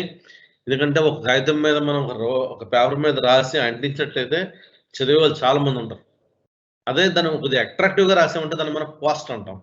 సో పోస్టర్ లేదా గోడ పద్ధతి ద్వారా మనం ఏ స్థాయిలో ఉన్నామో, మనకి ఏమైనా ప్రాబ్లమ్స్ ఉన్నాయా అన్న విషయాన్ని కూడా మనం చెప్పగలిగే అవకాశం ఉంటుంది. అలాగే ఏదైతే ఒక విషయం ఉందో ఆ విషయం గురించి కూలంకషంగా పక్క వాళ్ళకి కూడా చెప్పే అవకాశం ఉంటుంది. ఉదాహరణకి గ్రామంలో వచ్చే ఆదివారం గ్రామంలో పశు వైద్య శిబిరం నిర్వహించబడుతుందని చెప్పామనుకోండి. దాన్ని మనం పోస్టర్ రూపంలో డిజైన్ చేసి గ్రామాల్లో మొత్తం అంటిస్తున్నట్లయితే ఏదో టైంలో ఎవరో చూసేవాళ్ళు ఉంటారు. వాళ్ళు చూసి పక్కోళ్ళు చెప్పి మనం వివిధ ఇతర మాధ్యమాలు కూడా ఉపయోగించి ఆ కార్యక్రమానికి అందరినీ హాజరయ్యే విధంగా మనం చేయడానికి అవకాశాలు ఉంటాయి. అలాగే స్పెసిమెన్స్ అంటారు. వీటిని మనం సజీవ నమూనాలు అంటాం. సజీవ నమూనాలు అంటే ఒకసారి మనం మీటింగ్ పెట్టుకున్నామండి. ఒక ఎక్స్‌పోజర్ ప్రోగ్రామ్ పెట్టుకున్నాము. ఆ ప్రోగ్రామ్‌కి కలెక్టర్ గారు, మినిస్టర్ గారు అందరూ వస్తారనుకుందాం. అలాంటి ఉన్నప్పుడు ఏం చేస్తాం? ఆవులు, గేదెలని తీసుకురావాలంటే చాలా ఇబ్బందిగా పరిస్థితులు వస్తాయి కాబట్టి వాటికి సంబంధించిన పోస్టర్‌లు కూడా పెట్టి అక్కడ అంటించామనుకోండి. సో డాక్టర్ గారు ఇది ఏ ఆవు అండి? ఇది ఏ జాతి గేదండి? ఇందులో ఎక్కువ పాలు ఇచ్చేవండి వాళ్ళు మనల్ని అడిగే అవకాశం ఉంటుంది.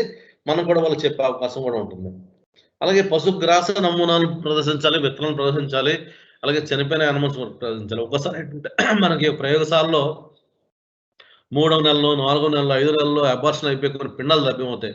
వాటిని జాగ్రత్తగా భద్రపరిచినట్లయితే వాటిని గ్లాజు ఈ ఫ్లాస్క్‌లో పెట్టి లేదా ఒక బాక్స్‌లో పెట్టి వాటిని కూడా మనం భద్రపరిచే అవకాశం ఉంటుంది. దాని ద్వారా మిగిలినవి కూడా చెప్పొచ్చు. ఈ నమూనా ఈ పశువుకు సంబంధించింది. ఓకే. అది యానిమల్ చనిపోయింది. దీన్ని ఇలా పెట్టాం మనం. అలాగే ఒక పాము దొరికింది. పావును మనం పెట్టామట. సో, ఏదైతే మన మాధ్యమాలు ఉంటాయో మాధ్యమాల్ని నమూనాలు పాటించొచ్చు. అలాగే పశుగ్రాస నమూనాలను విత్తనాలను ప్రదర్శించినట్లయితే వేరే రైతులు కూడా కొనుక్కోవడానికి అవకాశాలుంటాయి. ఇవన్నీ సజీవ నమూనా కింద వస్తాయి మనకి. అలానే మోడల్స్ రకరకాల మోడల్స్ ద్వారా పెడుతుంటాం. ఇప్పుడు మీకు చెప్పాను ఆల్రెడీ ఒక మీటింగ్‌లోని లేకపోతే ఒక రైతు యొక్క సమావేశంలోని శిక్షణ కార్యాలయాల్లో ఇటువంటి నమూనాలు లభ్యమవుతాయి. ఒక ఆవు నమూనా పెట్టామనుకో. ఒక ఆవు నమూనా పెట్టాము లేదా సజీవ నమూనా అది రాలేదు. ఒక ఆవు నమూనా వచ్చింది. ఈ ఆవుతో ఫోటో గాని పెట్టినట్లయితే రైతులందరికీ ఆహా! ఇదేదో పెట్టారనే భావన కలుగుతుంది. అలాగే కింద ఫోటో ఏంటంటే నేర్చుకోవడానికి.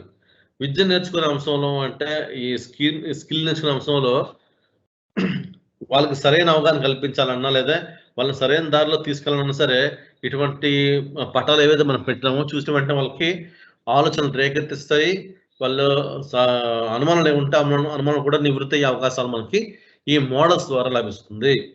అలానే ఈ టీవీ ద్వారా గానీ, ఆడియో విజువల్స్ ద్వారా గానీ చాలా చాలా తొందరగా ఒక ఐటెమ్ ఏదైతే ఉందో లేదా ఒక సబ్జెక్ట్ ఏదైతే ఉందో అది జనాల్లోకి ఎక్కువగా వెళ్ళే అవకాశం ఉంటుంది. ఎందుకంటే ఒక ఒక దాని గురించి చూడడం ద్వారా, వినడం ద్వారా మనం కొంత ప్రయోజనం పొందొచ్చు. చూడడం ద్వారా ఇంకా ఎక్కువ ఫలితం మనం పొందే అవకాశాలుంటాయి. అలాగే ఒక విషయాన్ని చెప్పి చేయించేటట్టు అయితే అది జనాలు పూర్తిగా మర్చిపోయే అవకాశం కూడా ఉండదు. సో, వినడం, చూడడం, చూసిందాన్ని అమలు పెట్టడం. ఇవన్నీ చేసినట్లయితే రైతులు కూడాను మన మీద నమ్మకం కలుగుతుంది. వాళ్ళు కూడా వాళ్ళ హ్యాండ్స్ ఆన్ ట్రైనింగ్ కూడా చేసి, వాళ్ళు కూడా మంచి వాళ్ళ యొక్క అభివృద్ధి బాటలో పెరగడానికి ఎక్కువ అవకాశాలైతే లభ్యమవుతాయి. అలానే సినిమా కూడా ఇప్పుడు అతి ఎక్కువ మందిని ప్రభావితం చేసే సామాజిక మాధ్యమం ఉపయోగపడుతుంది. సో, సినిమాలో నాయకుడిని ఇమిటేట్ చేసేవాళ్ళు బయట చాలా మందుంటారు. అంటే ఒక వ్యక్తులని అది ఇమిటేట్ చేస్తుంది లేదా ఒక వ్యక్తులను మోటివేషన్ చేస్తుందంటే ఒక సినిమా అనేది ఒక పవర్‌ఫుల్ ప్రసార మాధ్యమంగా కూడా మనం చెప్పుకోవచ్చు. ఓకే. సో, ఇప్పటి వరకు ఈ విస్తరణ అనే మనం పాఠ్యాంశం గురించి మీకు చెప్పి ఉన్నా నేను. ఈ విస్తరణ పాఠ్యాంశంలో మీకు విస్తరణ అంటే ఏంటి? విస్తరణ యొక్క ప్రాముఖ్యత ఏమిటి? విస్తరణ యొక్క లక్షణాలేమిటి? ఒక విస్తరణ కార్యకర్తకు ఉండవలసిన లక్షణాలేమిటి? ఈ విస్తరణ కార్యక్రమం రకాలేంటి? విస్తరణ కార్యక్రమంలో అభివ్యక్తీకరణ కళలో లేదా నాయకత్వ లక్షణం యొక్క ఇంపార్టెన్స్ ఏంటి? అలానే ప్రసార మాధ్యమాలంటే ఏంటి? వివిధ రకాల ప్రసార మాధ్యమాలేంటి? అందులోని దృశ్య శ్రవణ అంటే ఏంటి? దృశ్య శ్రవణ కానివేంటి? పోస్టర్ అంటే ఏంటి? లేదా ఒక నమూనా అంటే ఏంటి? లేదా మోడల్స్ అంటే ఏంటి? ఇవన్నీ విషయం కూడా మీకు ఈ కూలంకషంగా ఈరోజు క్లాస్‌లో మీకు చెప్పే అవకాశం నాకు కలిగింది. సో, ఆహ్, ఈ కార్యక్రమం అంతా మీరు విన్నారు కాబట్టి, సో, ఈ కార్యక్రమంలో కొన్ని డౌట్స్ అనేవి ఇప్పుడు చూద్దాం. Question and answers. కొంతమంది క్వెషన్ అండ్ ఆన్సర్స్ ఇచ్చినట్టున్నారు చూద్దాం. ఆహ్ ఎవరో చెప్పారమ్మా చాలా ఓపికగా చెప్పారని. సో, నేను ఓపికగా చెప్పడం కాదు, మీకు కూడా ఓపికగా ఉండాలి. ఓపికగా మీరు కూడా వినే తత్వం మీకు రావాలి. ఎవరైనా క్వెషన్ అడిగినప్పుడు కూడా మీకు ఓపికగా సమాధానం చెప్పే అవకాశం మీకు కూడా రావాలని నేను కోరుకుంటున్నాను ఇది. సో, ఇది ఎక్స్‌టెన్షన్ కార్యక్రమం.